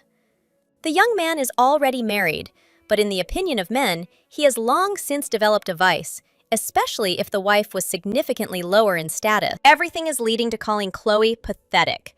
The girl didn't mean it that way, of course, because such a thing would never have occurred to her. Someone suggested what was better to present. The young man feels uneasy about this being true. He himself once took advantage of the adjutant's low status, despite the fact that he was the first to do so. He is irritated when someone else allows themselves to make such comments, which is completely unbecoming. Grinning, the blonde finds the perfect answer, he teases, asking if even women with children are a good match in Glintrant. It's funny to believe, because it's not true. Isabella's face changes. She can no longer smile. Chloe stands to the side, enjoying the relaxation. Watching the couple, she admits to herself that they dance well. Maybe it's because she's a lady from high society and is used to dancing. The movements are coordinated. There is not a single hitch, only smooth movements and calm. It's not immediately obvious, but they look simply wonderful together. Even some of the aristocrats standing nearby do not hold back from commenting. Perhaps love changes a person's skills. It seems that they all think about Isabella and Curtis in approximately the same way. Philip appears from behind. Thanks to Chloe, he saw such an incredible phenomenon. He means that it is surprising to see how his uncle is jealous, because this is not usually typical for him. He puts his villa on the fact that the blonde got angry and went dancing out of emotion. The prince suggests taking advantage of the moment while no one is disturbing them, and finishing greeting the rest of the guests. The girl wanted to refuse, remembering that she had promised to help Curtis. She really needed to finish at least one final task. Without a partner, it will be a bit awkward. No one will ever want to help such a psychotic sociopath as the Duke. Soon the girl will be able to find a suitable partner for the boy, and he will not have to suffer anymore. But this will take a lot of her energy and effort. Glintrant didn't even flinch after the Duke's words, although she noticed that it was too bold. Being from Ivanus, the hero doesn't consider her an attractive match at all. He suggests that she stop being annoying so as not to disappear quietly. Finally, the lady falls silent. No matter whether she is thinking about how to answer, her gaze switches to Chloe, who is standing to the side. She had a complete failure in finding friends. She wanted to introduce her husband to girls, but if she continues to stand like a pillar, her plan will not bear fruit. He expects to be able to start a conversation with at least someone, and to meet his expectations, the brunette approaches one of the aristocrats. She talks with her for a few minutes, and then everything returns to normal. The lieutenant does not give up so easily and tries to start another conversation. Everything is much better than expected. It seemed that the girl would feel lost, but she is trying to do everything so that there are no failures. Watching from the side, the young man admits that the heroine is like a duckling. She is funny. You want to watch her further. A realization comes to mind. The hero doesn't understand what he's even thinking about. He doesn't understand. That's why he wants to watch it again and again. Isabella speaks up. She notes that his lordship is truly in love with his wife. He tries to brush it off. The man notes that it happens, that one can fall in love with a jester. Even Glintrant herself notes that such a thing is not right to say. His lordship is also the Marquis of Celeria, which means that he is obliged to fulfill his duties in Glintrant as well. The young man did not ask for this title. He could have refused it. But everything is not so simple. This is the only inheritance left by his late mother. The master is rich, and Celeria is a poor land. It would be possible to at least return the country back to the duchy. She spoke of Celeria as if it mattered at all, but everyone knew the king considered it a useless land. The duchess did not know. Leaving a path of retreat was the duty of any commander on the battlefield. The dance ended. Thanks were received. Only the Duke was not pleased. Before finally leaving the gentleman, the girl asks if he received the vase that was given as a wedding gift. He nods. The thing is a piece of trash. Isabella winks. That's unlikely. The vase has its own value. Ivanus is a wonderful country, all thanks to His Majesty. The lady was pleasantly surprised when she was able to come to the Empire. You shouldn't say that. But Glintrant is a much poorer state. Even Chloe knows that the ambassador is forbidden to speak like that. The silence is pleasant, but there are very few plains. The proximity of the sea makes agriculture almost impossible. The woman humiliates her homeland, but Chloe has no right to speak out on this matter. The king changes the topic to his favorite. They say the girl lived poorly and replaced the family's parents. She must be happy to become rich. The old man dared to touch upon the most precious thing. My mother and father were real fanatics. They only knew how to research, did not know how to earn money, and dumped their brothers and sisters on the eldest. But they do not deserve to be discussed. Thanks to the grace of His Majesty, Chloe served in the Navy and lived without need. The younger ones received a good education. Eric is the best cadet of the Royal Academy. Leah has been leading the law department of the capital's school for girls all year. And the youngest of the family is studying with a home tutor. The girl was always devoted to the crown and served diligently. To tell the truth, they didn't have enough money, but Abvance raised the boys and didn't let them go hungry. They weren't a burden to anyone. The family is something to be proud of. The king caught up with them again, although you're certainly nowhere near the Duke's wealth. Schonberg comes to the defense, thanks to this. He was able to fit into Chloe's ideal life. Wealth is not the main thing, but alas, some are happy only in luxury. They cannot fill their lives with anything else, no matter how hard they try to do it. He considers himself a pitiful soul for entering this camp, and is therefore glad that he can adorn with jewels a woman who is beautiful even without necklaces. Ivanis is interested in the moment of the Duke's late greed. It seems that his condition has awakened unnecessary ambitions in his wife. The gentleman was informed that she had gravely insulted Glintrant. It was not a question of marriage, but of something else. For this, the girl needed to be asked. Before this, Isabella, as expected, sent wedding gifts to the couple. She sent 32 gifts, including a jade vase, a national treasure of her country. The woman explains that she received a gift, and the vase was used to decorate the dining table. It looks magnificent. The Marquis of Flanders is sent to bring that very vase. He rolls a tray into the middle of the hall. Amazingly, 2 identical vases appear before them. They found this thing in an antique shop on the street Papatin and Iziali. The property of the country cannot be sold in the shop. Of course, the gift was immediately confiscated, and after interrogating the dealer, it turned out that Chloe personally ordered her maid to sell it. The girl grew up in poverty, but this is no reason to sell a state relic for profit. This is considered excessive greed. The Lord turns to Isabella. If she knew everything, she should have consulted with him. She should have been more careful. That's what the king thinks. Min, be that as it may, it happened in the house of the royal family of Anis.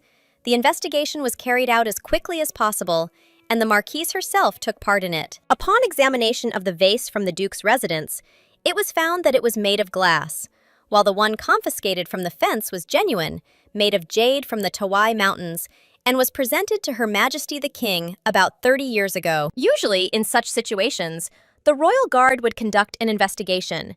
But since the matter was related to Berg, his sister carried out the investigation personally, which is the reason why Flanders did not appear at Eleanor's meeting and did not prepare for the event. This doesn't concern Curtis. There is evidence that his wife personally sold the vase. He is against it. After the wedding, the girl spent all her time with him. The maid is mentioned again. The relic was not sold personally, but acted extremely secretively. Just recently, one of the residence's maids went missing, and when it was reported, the mistress didn't attach much importance to it. Isabella stood there, wiping away her tears, trying to understand why she didn't like the gift, but she couldn't come to a conclusion. The king suggests that sudden wealth has awakened greed in a girl from a family that had never known luxury. He speaks in a veiled manner, but it is not difficult to understand what exactly he means. The ruler asks not to go so far and tries to calm Glintrant down. A gift from an incredibly beautiful rival may have irritated Chloe. The Archduchess is called forward to give her own answer, a lump in her throat. They are trying to disgrace her, resorting to cruel, pathetic methods. It was mentioned earlier that one of the vases was a fake and had been taken from the estate. It was usually not allowed to take things without the owner's permission, but given the circumstances, the king politely asked the butler to accommodate. The man was told that the gift would be taken for analysis to preserve His Highness's reputation. He was taking revenge for the previous service inspection. They would question him. The vase was one of the most valuable gifts, so the Duchess always kept it close to her. It was impossible for him to tell from the very beginning whether the relic was genuine or a fake. There were always a lot of people in the Schönberg residence, and it was not a fact that the thing could have been taken out unnoticed. This would be problematic even for the most virtuoso servant. The conversation turns to comparison. If a gift was taken away in the morning and a fake was brought back in the evening, the man would not notice it. He complains that he does not have such a keen eye. Even if someone with such experience could not detect the substitution, the fake was of the highest quality. To secretly order such a skillful thing in such a short time would require a considerable fortune, apparently. Resources on the level of the Archduke's family were needed. Chloe is completely confused, and this amuses His Majesty. He presses until the very end. They don't want to condemn a noble lady for having pocket money, however. Everything has its limits, he shouts, while the Duke, by insisting on marriage with the lieutenant, insulted Glintrant. His new wife allowed herself to indulge in base greed. The words are clear, everything is logical from the gentleman's side. He assures that the maiden, being from an ignoble family, became an archduchess, cultivated wealth and sold the vase, insulting another country, and even made a counterfeit. Chloe is unsure of what she is going to do. No one understands her motive, until she asks the marquise which of the relics is not real. As soon as she is told, the brunette immediately takes off the case. Everyone in the room freezes in anticipation. A moment later, the lieutenant hits the vase so hard that it breaks into pieces. It turns out that it is just a piece of glass, nothing more. His Majesty, who just 10 minutes ago was the most vocal, just back away. All the aristocrats have confused faces. It's surprising what confused them so much. Maybe the reason was that Chloe, who suddenly became rich, tried to quietly line her pockets and ended up disgracing herself. Or there is another reason. Perhaps they are surprised by the fact that the lady went berserk and broke a glass vase right in front of the king, or by how low Ivanis has fallen. In an attempt to tarnish the reputation of his brother's wife, he screams even louder than before, has recovered from the shock, and does not know why the woman behaved this way. It doesn't matter what happens next. Tolerating treatment worse than that of a dog is also part of the contract, as the ruler of the empire said. The girl grew up in a family where she couldn't afford luxury, so she's unable to distinguish between high-quality things. It's hard for her to tell what's made of glass and what's worth millions. The king is furious. While he was trying to scold the Archduchess after catching her in a lie, the girl decided to cause a commotion. He does not yet know what awaits him next. You can expect anything from Chloe. The wife calls her husband, the Archduke, the very man who is a member of the royal family from birth, immediately identified the vase as a cheap one. He checked it even before the maid disappeared, before the butler confiscated the fake. It can be assumed that the relic was replaced from the very beginning, the man groans. The lady doubts the ministry, doubts the ruler of the country, that he himself started all this. It leads to a completely different outcome. Because she doubts Glintrant's honesty, the maiden clearly remembers how surprised she was by the gift from the one who was rejected, and then Curtis said that perhaps for this reason a cheap thing was sent. All this was a trick planned from the very beginning to put the lieutenant. To some extent, what happened was expected. The couple discussed that the king would do everything to humiliate a woman from the squad. She was ready for anything, but not for the family to be remembered in bad taste. The girl with her eyes asks to allow her to protect her brothers and sisters. They should not suffer. Curtis gives his consent. Chloe, before she got married, had no connections with the aristocracy. She received the vase as a gift 3 weeks ago. She had no opportunity to pull off the trick. She doesn't even know Pepperton Street. Glintrant could not have had any reason to immediately disgrace himself and frame Ivanes. One can agree with the king on this, but he has a motive, because he hates Curtis. The man is looking for support from his sister. We have testimony, so it was not the servant who did this. Even if the vase is glass, such work is beyond the means of an ordinary maid. The ruler calls Laura to him. She said that she was preparing dishes for the banquet. Having corrected the distorted name, the girl comes closer. As a noblewoman with taste sufficient to prepare dishes for a royal banquet, she must know how much it would take to make a fake, Gautier ponders, her gaze darting helplessly around the room. The ruler is putting pressure on her. The question he asked could have serious diplomatic consequences. She needs to make the right decision. She is scared. She can't screw up, because then the family will have consequences worse than what she herself could experience. With sufficient financial support, anything is possible. Recently, glassblowers from Tevez have been working in many countries, and it doesn't take much time. The 38 glass bowls that their family ordered for their first child's first birthday were made within a week of the order. Gautier seems to be claiming that the girl is such a capable and worthy aristocrat that she was able to make a fake vase from resin in just a week, and that the reason she went to so much trouble is simply because she is the daughter of a poor family and does not like Glintrant, who sent the gift. It became clear why Curtis had such a bad character. If such stupid, insignificant, but extremely unpleasant intrigues were built at every step, anyone would become like him. The more she listens, the more amazed she is. Suddenly, Agatha comes forward. She declares that she saw everything. Monpeace wants to stop his daughter, but she is stopped. The king knows that she cannot stand Chloe. The girl heard them discussing the fence, the antique shop at the back of the Rue Papatin. The name of the shop is Jean Claire. The king assumes that the marquise befriended the lady only to confirm through her that the antics of the Archduchess are true, which cannot but deserve praise. Blue Eyes reveals something that no one expects from her.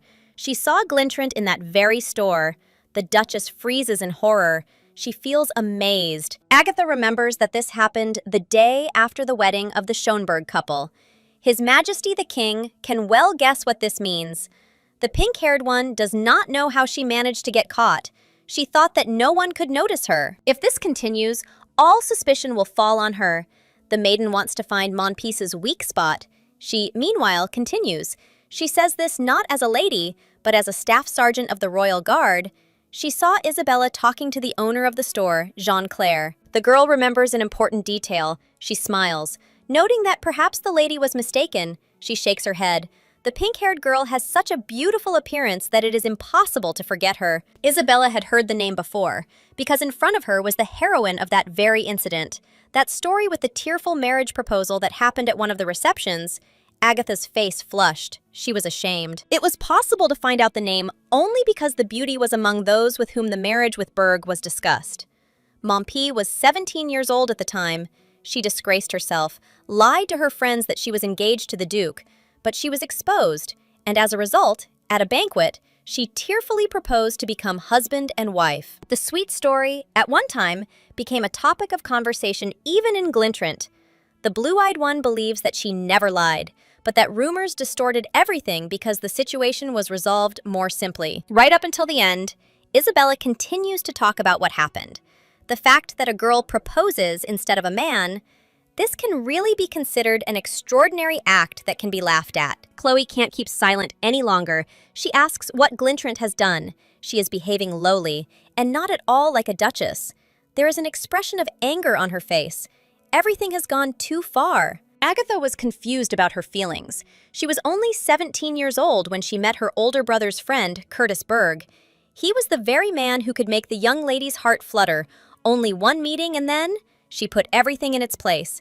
It was love at first sight. The girl constantly discussed Schönberg with her friends. He was simply amazing. Newspaper illustrations did not even come close. He was the most beautiful man that Agatha had ever seen.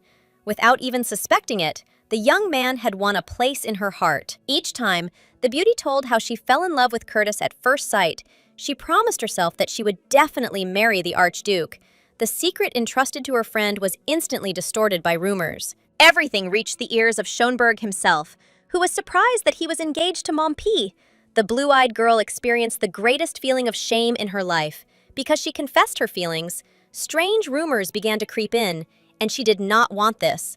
The gentleman understood everything, because the girl was also put in a difficult position. That day, the blonde dropped a phrase about gratitude for feelings. The words made her head spin. Not fully realizing what she was doing, the girl asked if she could be considered as a companion. The Duke not only refused, he behaved rudely, declaring that such a thing would never happen. The leniency shown to the girl because of his friendship with her older brother ended. The man was no longer going to pretend that everything was normal. That day, the world turned upside down. After Curtis rejected her love, Agatha cried all day. Naturally, as happens in high society, she became the object of general ridicule. They talked about her as the one who proposed to the man. It was discussed as funny gossip, and only the intervention of the Count's house of Montpi made them stop. After several years, passions subsided, but this story remained a wound from the past that should not be touched, and especially not rubbed with salt. Isabella acted terribly. She makes everyone remember the shame again. Ironically, no one supported Agatha. Only Chloe, the one whom the maiden hated so much, was the one who wanted to help. Tears appeared in her eyes. The aristocrats couldn't believe what was happening. In such a situation, the Archduchess was defending Montpiece, and this impressed them all. Everyone's first love was awkward and clumsy. There was no point in discussing mistakes made in the past. It may be true that the story was distorted by rumors, but the Duchess knows better than anyone that this is an unpleasant topic for the girl to discuss, considering that the girl was not even there when it all happened. Isabella's mention of the situation seems like an attempt to get out of a difficult situation. Everyone remembers that the matter really wasn't about Montpiece. It all started with a fake vase and false accusations of a gift being substituted. The pink-haired girl finds the courage to joke again, noting that friendship is especially touching between two ladies sharing the same man. Agatha explodes. She is already on edge and does not want to discuss friendship with the one she hates. The king asks to stop the discussion and return to the main problem, whether the Archduchess sold the vase or not. It remains to be seen, according to the butler's testimony, that one of the maids sold the gift and ran away. Even the man himself is trying to make it clear that he didn't say exactly that. There is only one way out. Chloe is obliged to present evidence that she did nothing. She has already said that she has nothing to do with this matter. No one is listening. The two relics themselves are clear evidence that Abvance has set everything up. Lady Mompus's testimony is not taken into account. The words of some 20-year-old girl cannot be considered clear evidence.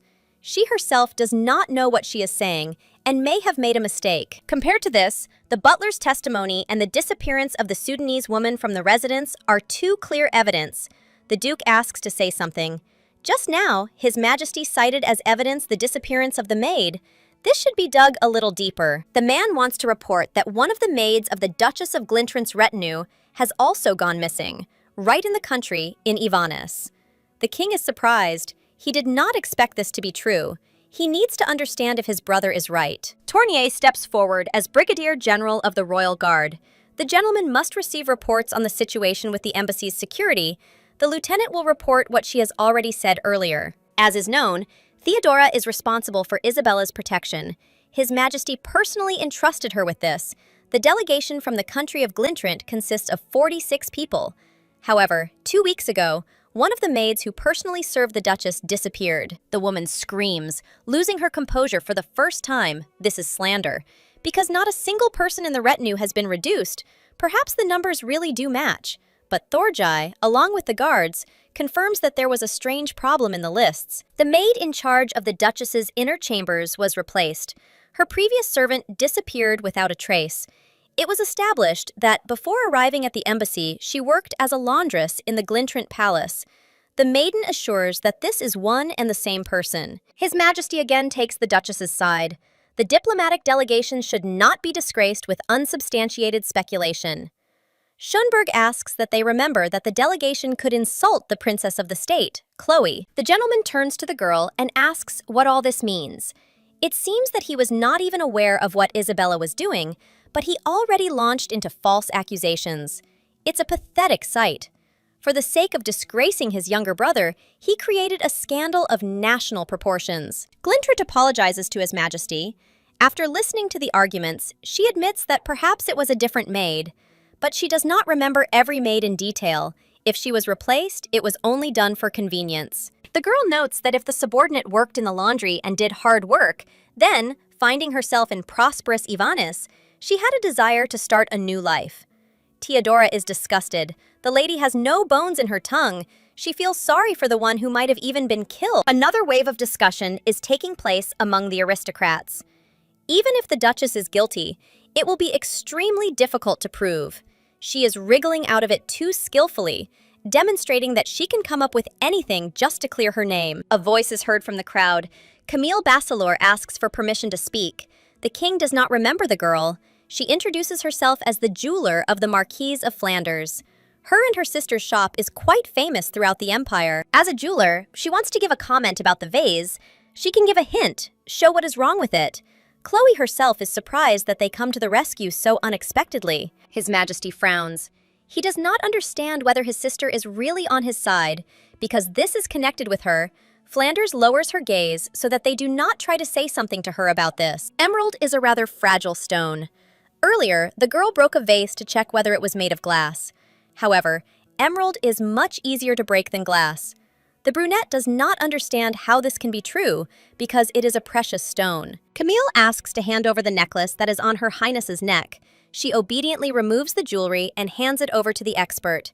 The blue-eyed woman carefully examines the item and makes a verdict. The stone is called morganite, but in fact, it is of the same nature as emerald, just a different color. It is even called pink emerald. After this, the girl throws the jewelry on the floor with all her might.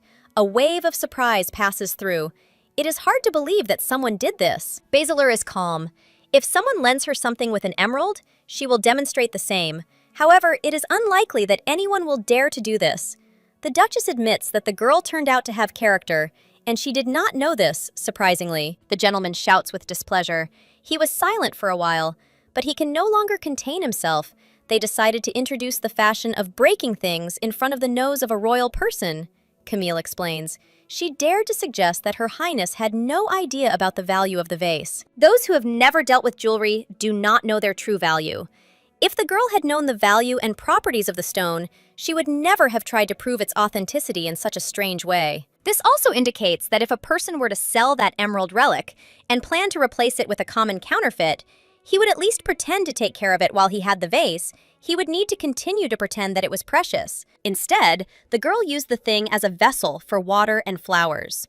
When Camille heard this from the butler, she almost fainted.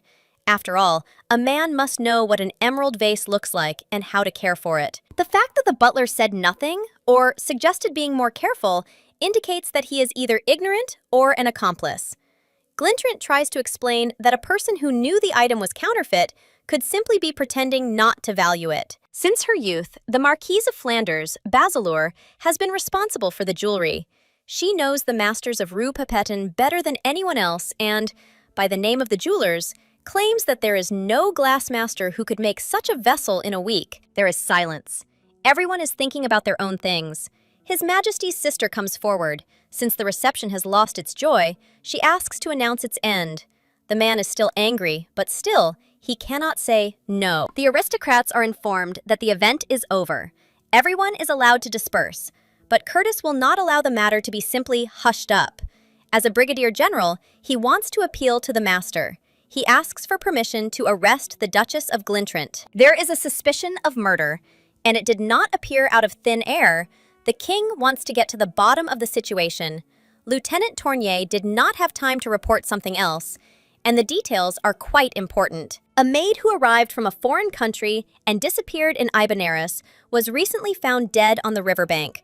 A member of the diplomatic mission was murdered, and the Duchess was arrested as the main witness and suspect. The woman screams about evidence and that no one has the right to treat her like that. The Duke points to Lord Oslo, who is the main witness. It becomes clear what they were talking about when she wanted to greet Curtis. No matter how much the king loved the Schönberg couple, one must know one's limits in one's dirty tricks. High society condemns everything that happens. Realizing the situation he himself found himself in, the man throws out a phrase about how his brother can do whatever he wants. The Duchess reaches out to him and asks him to stop what is happening, but nothing works. The blonde reminds her that she won't get out of this so easily and will go with him.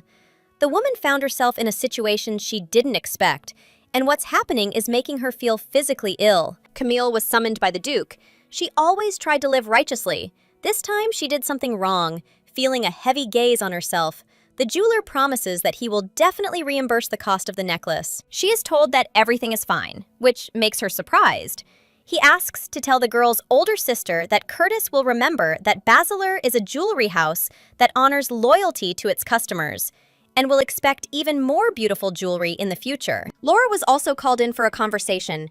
She tries to justify her words, assuring that she really did order 38 vessels from the glassmaker and he made them in just 1 week, right in time for the holiday. It won't be difficult to check. The easiest option is the non-glass testing method. Her Highness has already demonstrated it at the reception. When she broke one of the vases, Gautier feels lost, realizing that punishment may await her. The lieutenant takes a stack of dishes. Placing it on the edge of the table, she begins to gradually knock over each of the plates. The girl's squeals are heard. It seems that these are Madame's own dishes. All the vessels of the Gautier family will be checked in the same way. Not one of them can be missed. It seems that the beauty will be rewarded according to her merits. The punishment was carried out almost immediately, the Duchess thought. Her husband, sitting next to her, was interested in what she was thinking about.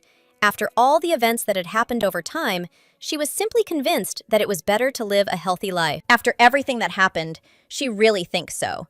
But besides that, if you just sit back, no one will come and punish the bad person, which means it's better to do everything yourself. It's safer. In the morning, the lieutenant reports to the master that they searched the entire Gautier estate, but did not find a single glass dish. The check was Chloe's method. The investigation into the maid's death is progressing. They were able to confirm that it was Alicia. The large birthmark on his forearm matches. Compensation will need to be sent to Glintrant. The young man plans to visit Theodora's family soon. What does your mother like? The girl notes that once will not be enough. The commander of the 8th Regiment is no longer in front of her, so she is not so afraid to bargain. And when he served there, he constantly said that if a chance is given, it is better to use it to the fullest. The subordinate was raised well, the schedule will be passed on through his brother, the lady is happy that there will be 2 visits. The young man looks at the list. The next interrogation will be difficult. He mentally prepares himself for the fact that he will have to endure many problems. Agatha enters the office and begins to cry almost from the doorway. She did not want to stand up for the Duchess, but simply, as a guard, was doing her duty. The young man believes that she helped a lot, and he regrets that he could not reciprocate her ardent feelings. He loves his wife. Hearing this, Mom Peace bursts into tears even more than before. She becomes hysterical, and both her older brother and Curtis himself are tired. Noel is asked to take his sister home before she manages to flood the entire guard building. The next to enter is the Marquise. She knew from the very beginning that Glintrant was up to something. Before the reception, she came for a conversation. Reported that the maid, while examining the capital of Ivanus, found a vase. His Majesty suggested turning to Flanders. The woman recounts their meeting in detail, so that it becomes clear what happened. The heroine was shocked by what was happening, but decided to figure out the situation. It seems that the maid who found the item was the one who was killed. The Duchess was asked who this girl was, but she replied that she could not give a precise answer because everything was shrouded in mystery. The lady did not believe a single word. Her brother would never have kept someone who sold gifts from other countries around, especially doing it in complete secrecy. They say that Glintrant came to the king after she found the vase. First, when the lord was ready to accuse Chloe, she allegedly reasoned with him. Apparently, she needed to wait for the right moment, ideal for an ambush. Flanders doesn't handle heat very well. Her brother has been leading her by the nose with ice for over 20 years. If it weren't for Chloe, she would have suffered the whole week before the event. Thanks to ice cream and ice, she felt a little better. For this reason, she talks about what happened. The conversation is over. The man managed to find out everything he wanted to find out, which means he has no unnecessary questions left. The Duke is at dinner with his wife. He asks if she has eaten well. The maiden has been hungry since the morning.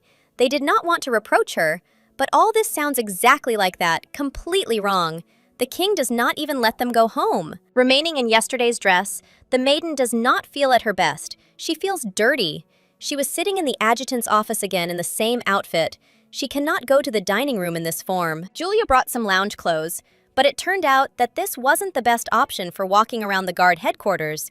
And Curtis wasn't any better either, because he spent the entire night investigating in the same condition as he had at the reception, without realizing it. Grimacing in disgust, the blonde orders one of the guards to go to the mansion and bring a spare uniform.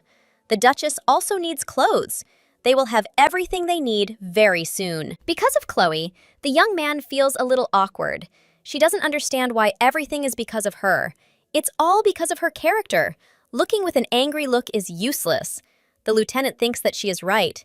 This will not make the form appear faster. While he waits, it would be more logical to interrogate someone else. The conversation turns to how Glintrant should be punished. The beauty suggests listening to the girl first, her expression calm. It's amazing where those words about not sitting idly by, and, on the contrary, it's better to punish the villain before passing judgment, have disappeared. Chloe wants to understand what made the Duchess behave the way she did. There is a reason, but whatever it is, it doesn't give her the right to insult Schönberg. That's the wrong attitude. The brunette nods. She agrees with that. The adjutant grinned and noted that, from the words spoken, she almost believed that she was truly loved. After freezing for a few moments, the gentleman found an answer. The girl had not gotten enough sleep to allow herself to do something like this. The name Berg carries a lot of weight, but if someone hears it, they will look like a couple who are putting their relationship on display. If possible, you shouldn't say such things when someone is nearby. She gives consent. Let's talk about pressing issues. The Duchess doesn't even have to be in the place where they were all left. All the evidence points to Glintrant being the culprit. The girl herself continues to keep her mouth shut. She hasn't let slip what's wrong, even though everything is obvious. Taking the report in her hands, the lady decides to study it a little, just to be aware of what happened. It turns out that His Majesty was completely on the sidelines. Openly criticizing the king is not the best idea. But it was not possible to hide it completely either. There are articles in the newspaper that subtly hint at the ruler's mistake. Not everyone belongs to the royal faction.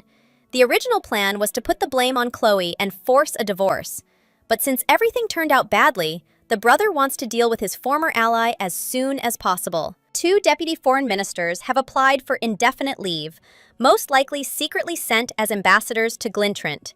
And all the information that Curtis has collected about that kingdom, having received intelligence about a possible engagement, falls into his hands. Judging by the circumstances of that woman's appearance in the royal house of the country, she had one child. This was hidden very carefully. Initially, the royal family wanted to get Schönberg. They didn't care who the wife would be. The main thing was that she would be easy to control. Isabella was chosen based on the principle that she would obey. She is a beauty, but for someone else, she is just someone whose life has no meaning. If left as is, she will disappear without a trace on the way home, and people higher up will deal with her. This will be more convenient for both countries. Curtis does not consider this his concern, but the woman is a little worried about it. They advise her to think about herself. Even though Chloe washed, she still smells bad. Soldiers are allowed to do this. A hand touches her hair. It is disheveled in all directions. Apparently due to uncomfortable clothes or a hairstyle, she can't even eat normally. The brunette is thinking about how best to answer what is being asked of her. She was so criticized, and the Duke himself smirked contentedly. The lady promised that she would change into her uniform. She did not want to be labeled a prostitute. She wanted to keep quiet about it, but accidentally let it slip. It all happened in the morning. The mood among the security was tense. Chloe's stomach, which had not eaten anything all day, began to make strange sounds. She needed something to eat. Because of the investigation, she was locked up. No one was allowed to go home, although she should have been grateful for the fact that she was locked in the adjutant's room, considering herself the victim in the whole situation. But she could have ended up in prison. Then everything would have been much worse. The woman couldn't wait any longer, so she got out of bed and walked to the exit, opened the doors, and appeared in the doorway. Initially, conversations were heard, but as soon as she left, everything stopped. The soldiers stared at the lady. It was somehow awkward to go to the canteen in such an atmosphere, although they were still very hungry and had no choice. The lady approached the guard standing closest to the door and asked how the official investigation was progressing, while the witnesses were being questioned individually. And when it was the Duchess's turn, she would be contacted. The conversation was interrupted by an offensive word. Someone called Chloe a prostitute. This is not surprising since the king publicly announced that Abvans could be poisoned, that service in the guard would not be easy, but nothing could be done about it. Initially, this is exactly what the girl had been counting on when she signed her contract. The girl asks the sergeant if she can order food delivery from the cafeteria to his office. Before the wedding, she always ordered delivery during night shifts. The conversation was interrupted by a young man who chuckled when he noticed that an important member of the royal family had come to visit them. He accused her of walking around the office in her pajamas and waiting until she received food in bed. The girl was offered to go back, but she listens and only asks to mark the request received because it is also quite important for her to get food, otherwise her stomach will completely fail. A familiar voice, Captain Henri is offered a test of strength. He has long wanted to check what his face is good for. Ezra is not going to stand aside when his girlfriend is insulted. He hits the enemy before he even has time to come to his senses. The other guards begin to shout, and soon they too begin to fight, simultaneously blaming each other for various reasons. The lady understands that this cannot continue. Without giving the sergeant time to come to his senses, the Duchess takes his pistol and shoots at the wall right next to Henri's head. The lieutenant is asked if she is crazy because she could have hit him right away. The woman is calm, she knows her rights, and came not as one of the guards, but as Schönberg. Besides, she still has bullets left. The pistol touches her forehead again, not allowing her to object. Ezra hits the boy again because he calls the lieutenant crazy. The situation escalates again. The second wave of the fight is not long in coming. There is such a noise in the corridor that the senior officer has to come and sort it out. After some time, they finally manage to separate those who had been fighting with each other all this time. Dubois is asked how he could have been the first to get into a fight. He wouldn't want to sit and wait until he got hit right in the face. The Duchess wants to figure it out on her own and asks a question, smiling slightly. Ezra answers in his own manner and then laughs. Obviously, he impressed Her Highness. Maybe he ate something wrong. The cafeteria should be checked to see what exactly was wrong. Chloe didn't comment on it. She just wanted peace of mind. She had to deal with too much. She had endured it all. Curtis turned out to be the only one who was not aware of what was happening. Admiral Victor said that the gentleman was busy, and therefore he would sort everything out himself. And he also asked not to report, because he understood where this could lead. The results of the decision should be ready within a day.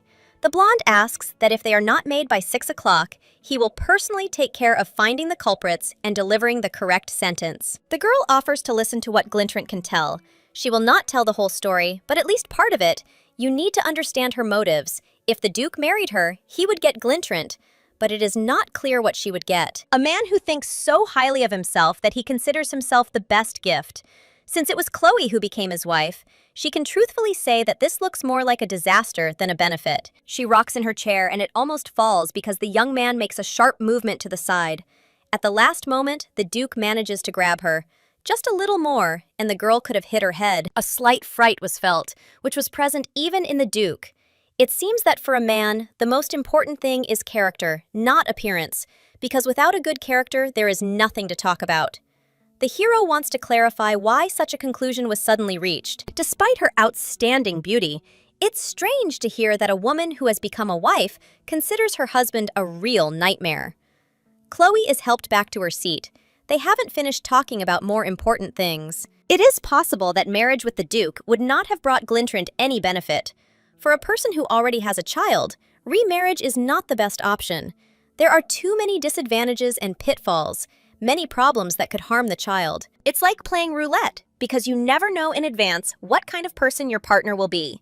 There are people who will raise their hand against their wife, and if there is a baby, the worries and troubles will only increase. The Duke has some obligations, and yet it must be taken into account that she is a woman and holds the position of a duchess. It is worth believing that Chloe is decent and is able to understand the situation of those who are unable to express their problems to society. It's time to go to a personal conversation. From the very beginning, the lady says that she will communicate only in the presence of the king. Without him, she will not talk. He is not such a free man to engage in such matters. The certainty that the girl has not yet committed any crimes remains engraved in her head. A lady under suspicion of murder is usually the criminal who is told that evidence is needed. Besides another problem, the girl is accused of insulting the royal family of Avanis, which is not such a serious charge compared to murder, but it is almost proven after what happened at the event. It is worth remembering that the Duchess and Duke also belong to the family.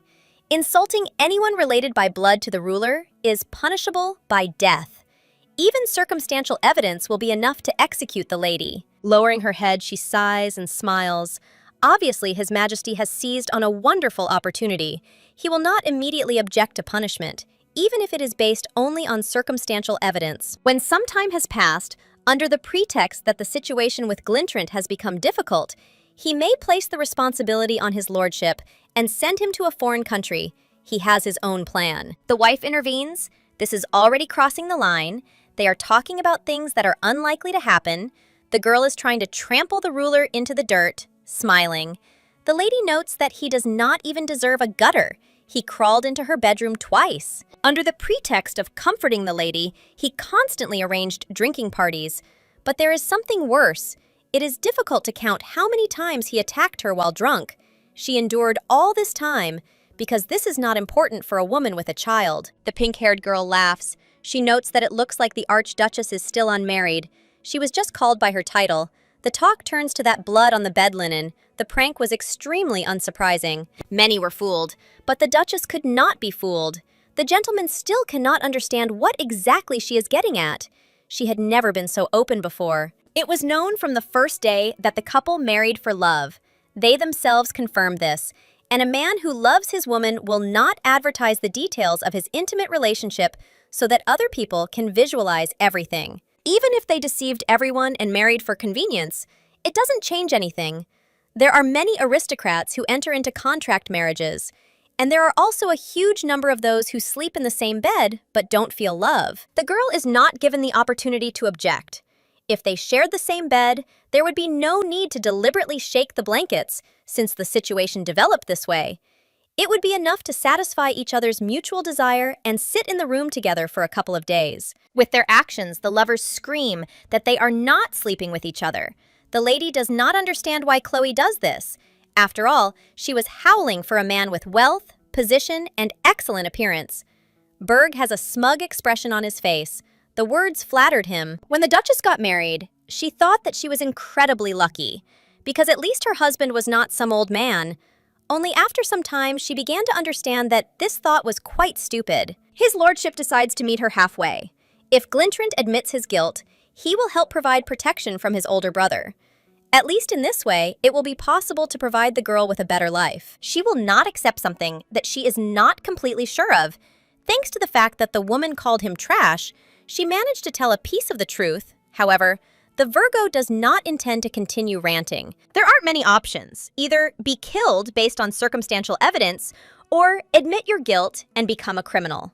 Even if you manage to escape punishment, in Glintrant, only death awaits you. The Archduchess didn't even think about it right away. There was no possibility of negotiations. The conversation was about Celeria. The Lord didn't need the land at all, and the King didn't need the state either. He was only interested in wealth and the country that would become rich thanks to it. Nobody needs a small country. The young man doesn't even need the status of a marquis. If the girl wants it that way, he can refuse it too. And handing it over to her would be as easy as pie. Presumably, even that won't help. Celeria herself is not what the beauty really wants.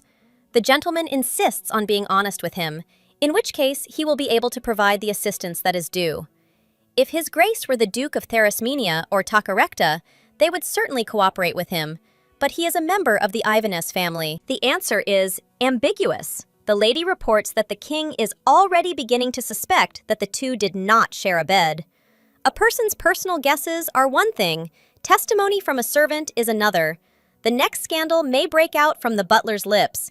The two study the information in more detail. The Duke feels slightly irritated and asks if the lieutenant always reads information like this, lying upside down. She is not in an interrogation room and does not see a problem in lying down for a while. The young man is not in a better position either. He is sitting on the floor next to the bed because he decided it would be cleaner there. The beauty does not sit on the chair because it is hard and does not allow her to sit in one position for a long time. She is offered to replace it only if she is able to work. The beauty begins to tell that she could do with a pillow and a footstool, that improved working conditions are needed not to rest, but to work more. The girl is becoming more and more like a master, and this amazes her. The conditions are slave-like, but for 10 million coins a year, the position is advantageous. The girl again plunges into studying the documents. Isabella bears the surname Blackwood. She has a son who is being held hostage. She comes from a ruined, noble family. Her first marriage was to an old man from a wealthy family. However, her husband died 6 months after the wedding, and she moved to another city without even receiving an inheritance. Changing men like gloves, the girl earned money by working as a kept woman. One of the aristocrats she met there was the son of King Glintrant's nanny.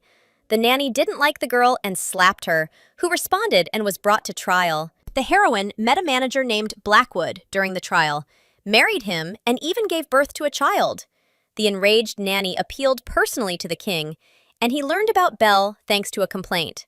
Upon seeing her face, he not only dealt with her, but also adopted her, making her a princess. Apparently, the man considered her too beautiful to simply get rid of, so he used her beauty to broker marriage deals. He thought that the one who had her son as a hostage would do everything that was asked, and the truth could only be obtained from the lips of the Duchess. The pirate Bartholomew seems to be the answer. The two cities that the lady mentioned both have a port, and they also border the Soroba Sea, where the Pirate King operates, which makes it possible to immediately begin a punitive operation. Compared to this, the help that the Duke offered was not so attractive. The maiden could not even achieve the desired result to please King Glintrant, so she was not that good. While reading the information, Chloe brushes her hair back with her hand, which accidentally ends up right on the young man's face. She bends down to remove it all, leaving just one last hair that the girl doesn't have time to remove. Obviously, the man is uncomfortable being touched. His face changes expression when he is angry, usually becomes serious, and when he gets even angrier, he laughs.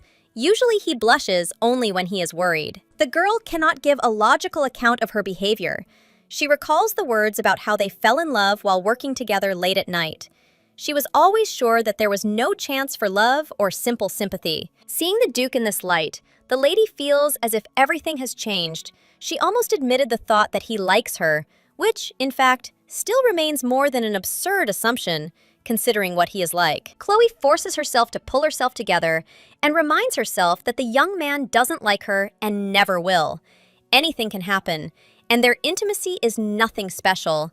She always thought that only someone who is already desperate and can't find anyone better would decide to date Curtis. Sometimes feelings can manifest themselves. You can't take it as something serious. Otherwise, you will end up in a huge abyss. The girl brought a wet towel. It seems he is thinking about the same thing as she is, so he will need a little reboot. Lieutenant Noel is not here, so the adjutant will have to take care of Schoenberg after he wipes his face. Simply throws the towel on the floor. His lordship asks why the girl is picking up the thing. If a man doesn't clean up after himself, then there's no one else to do it. Hearing this, he snatches it from his hands and leaves, although he still throws it on the floor, only in a different place.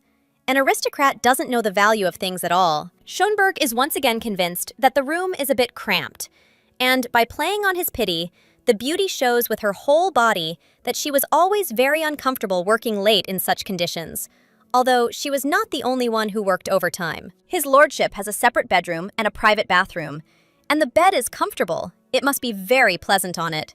While someone else sleeps curled up on a mouse bed, the girl is offered to sleep on the bed in the office. The Duchess completely changes her mind. She complained that it was uncomfortable to sleep, but she wants to be alone, and his lordship is more comfortable being alone, rather than sharing his place with someone. He is not going to let his wife in. He does not even allow her to let her hair down in the bedroom, and the other level simply cannot withstand it. Virgo does not intend to criticize the philosophy of hygiene and cleanliness.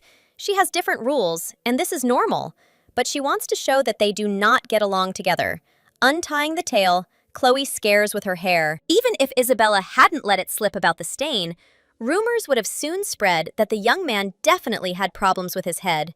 To have such a reaction to a simple gesture, it was better to only say something insincere so diligently when they were in front of strangers. First, you need to deal with one problem, and then think about a relationship.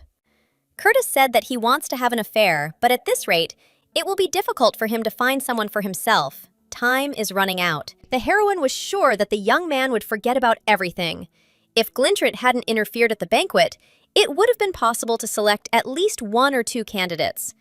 The blonde man asked again, as if he didn't understand what they were talking about. It's unlikely that a lady would choose those at a banquet who would be suitable for security or something like that, he snorts, considering it incomprehensible. No one discussed the fact that a lady would be allowed to choose a new partner. All this hints at the fact that the man wants to choose for himself. It is his right, but it will be difficult. With all the problems that the Duke has in his head, it is difficult for him to get close to someone. But it is worth trying. The girl is not joking when she says that she wants his lordship to start a new relationship as soon as possible. This is the only way to get out of a situation that is not entirely comfortable. The contract is still ongoing. The Duchess has the right to share Schoenberg's bed, which has gotten her into the king's disfavor, but ultimately, when night falls, she still has to sleep on a prison cot.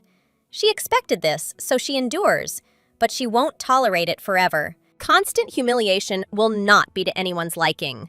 On top of all this, something happened that was bound to happen under no pretext. There is no guarantee that the accident will not happen again. There is a distance. While it is still safe, the heroine wants Curtis to quickly find someone who will suit him. After all, they are not destined to be together anyway. The lady does not plan to blame the young man. She was not hired for this. Sitting down on the bed, she invites him to sit next to her and continue the conversation. When he doesn't receive consent, Schoenberg cleans the bed and offers again. It's amazing how he managed to fight with such a character. After becoming a brigadier general, he no longer goes to the battlefield. Regiment number 8 was always at the front line. They told how the detachment fought, wallowing in mud and dust, and on the Goulden front, for 3 days in a row, they sat side by side with soldiers in the trenches, most likely.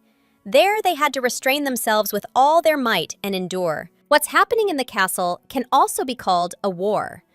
They say that soldiers on the front lines suppress the feeling of guilt for murder with a strong fighting spirit. And it was the same at the wedding, because everything turned out the same way for the lieutenant. It is impossible to live with such a feeling forever. It is difficult if your whole life becomes a battle. The goal of marriage is to find peace and quiet. If you suffer just a little bit, Everything will definitely work out and you won't have to suffer anymore. Peace means peace of mind, but only for the Duke. The Duchess is already feeling well. She only needs material well-being. The day when the lady completes her mission and returns to Abvance will be the day when everything will finally get better. It seems that it would be better if His Majesty dies. We must continue to be patient. The blonde remains silent before asking the most important question. Does the lady mean that he needs to sleep with her? Chloe doesn't know how to react to this. She didn't expect it to be a reality. The Duke also suggests clarifying something. When he said to sleep in his bed, they are not obliged to sleep together. This is not written anywhere. Apparently, the girl was so jealous of someone else's bed that she was offered to change rooms. One feels ashamed. No one warned the lady. However, looking at how happy she is, it becomes a little offensive. The young man reaches his hand to his cheek. He finds the advice very appropriate. One cannot pay attention to some hair for the sake of spiritual well-being or more for the sake of Chloe's material well-being. The Duke will act according to the plan. It will be difficult for him to do what is required, but the best solution would be to get used to the hair so that in the future he does not shy away from others. To get used to it, he needs to get closer. Curtis jokes that they can do this earlier and not waste time on it. The girl tries to cling to the crumbs of reality and reminds him of the agreement, which stated that Chloe would not invade her personal space. Only halfway through the sentence does she realize that the opposite situation was not specified. One could say that the young man follows the advice and recommendation of the young lady. He doesn't care about anything. He is forced to move on to another plan. Getting up, the lady suggests going to his lordship's office. On the way there, the girl constantly looks at the different flowers in the corridors. She has developed a love for them. The office is spacious and clean, and thanks to the man's decision, the girl will be honored to sleep in a normal room. As she's about to sit down on the bed, Chloe knocks over a vase of flowers she picked up in one of the corridors. She's counting on the general's mysophobia. The Duke would be better off sleeping in his residence, and she'd head back to the adjutant's room. Smiling ominously, the young man takes her by the shoulder and calmly says that since this is how it turned out, the two of them will sleep on an uncomfortable bed in the office where Schonberg was going to go. Neither of them will be able to sleep on a wet bed. The Duke said that he loved cleanliness, but the girl was counting on something a little different. She needed to be much more careful. The young man enjoyed lightly mocking others, and feeling cornered, the Duchess didn't know whether to use her second wish. It seems that the lieutenant is crying, she assures him in return, but her eyes are red. The hero, surprisingly, asks for forgiveness for his behavior. He did not think that everything was so serious. It was unpleasant, but without stopping, the man behaved inappropriately. The lady can sleep at the table in the office or sitting. Schonberg demonstratively leaves, but he is stopped. Everything is so completely in order that Chloe is even ready to sleep in the same bed. They go to the office. The bed isn't that dirty. The sheets have been changed, even though Abvance herself managed to lie down in them, but it's tolerable. The Duke's standards of cleanliness are quite strict.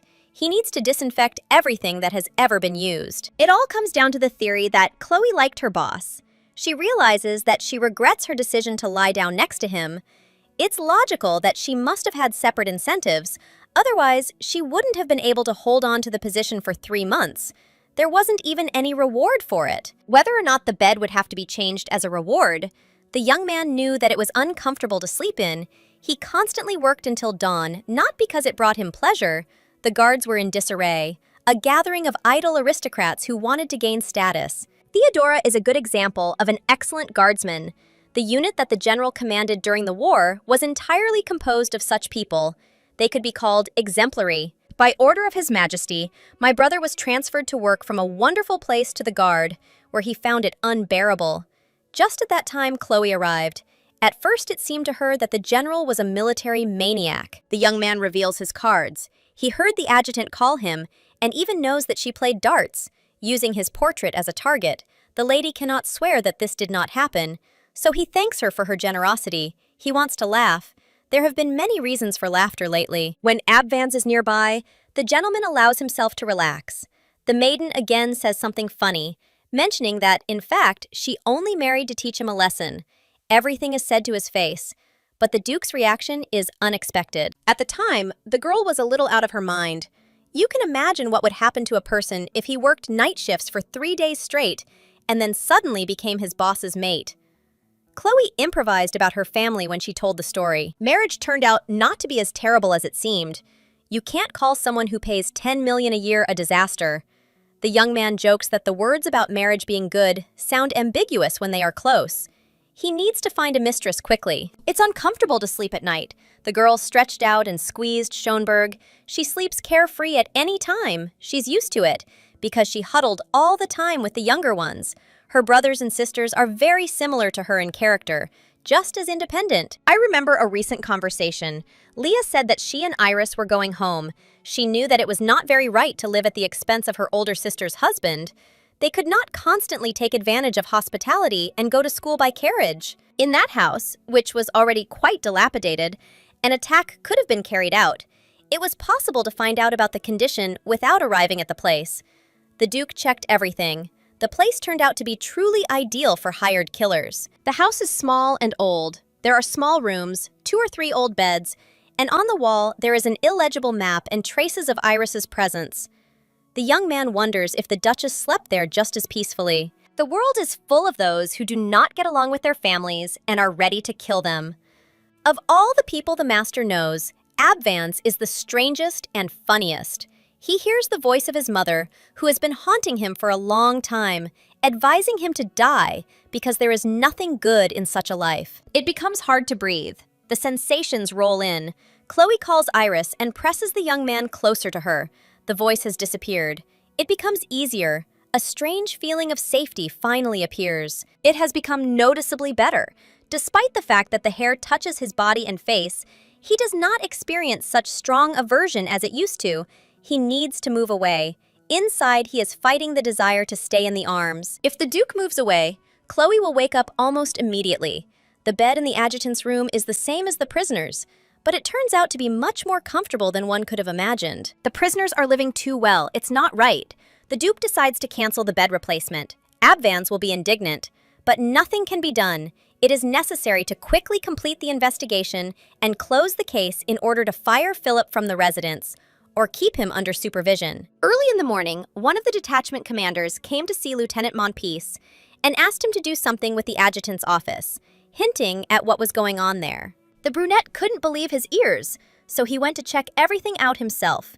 He found a very enchanting picture that raised a million questions.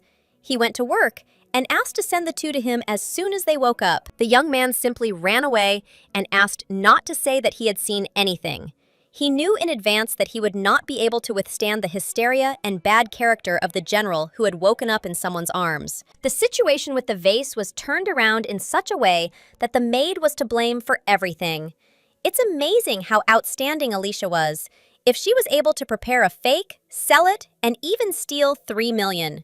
The girl was shamelessly framed and killed. There was no other way. It was impossible to make a criminal out of Glintrant.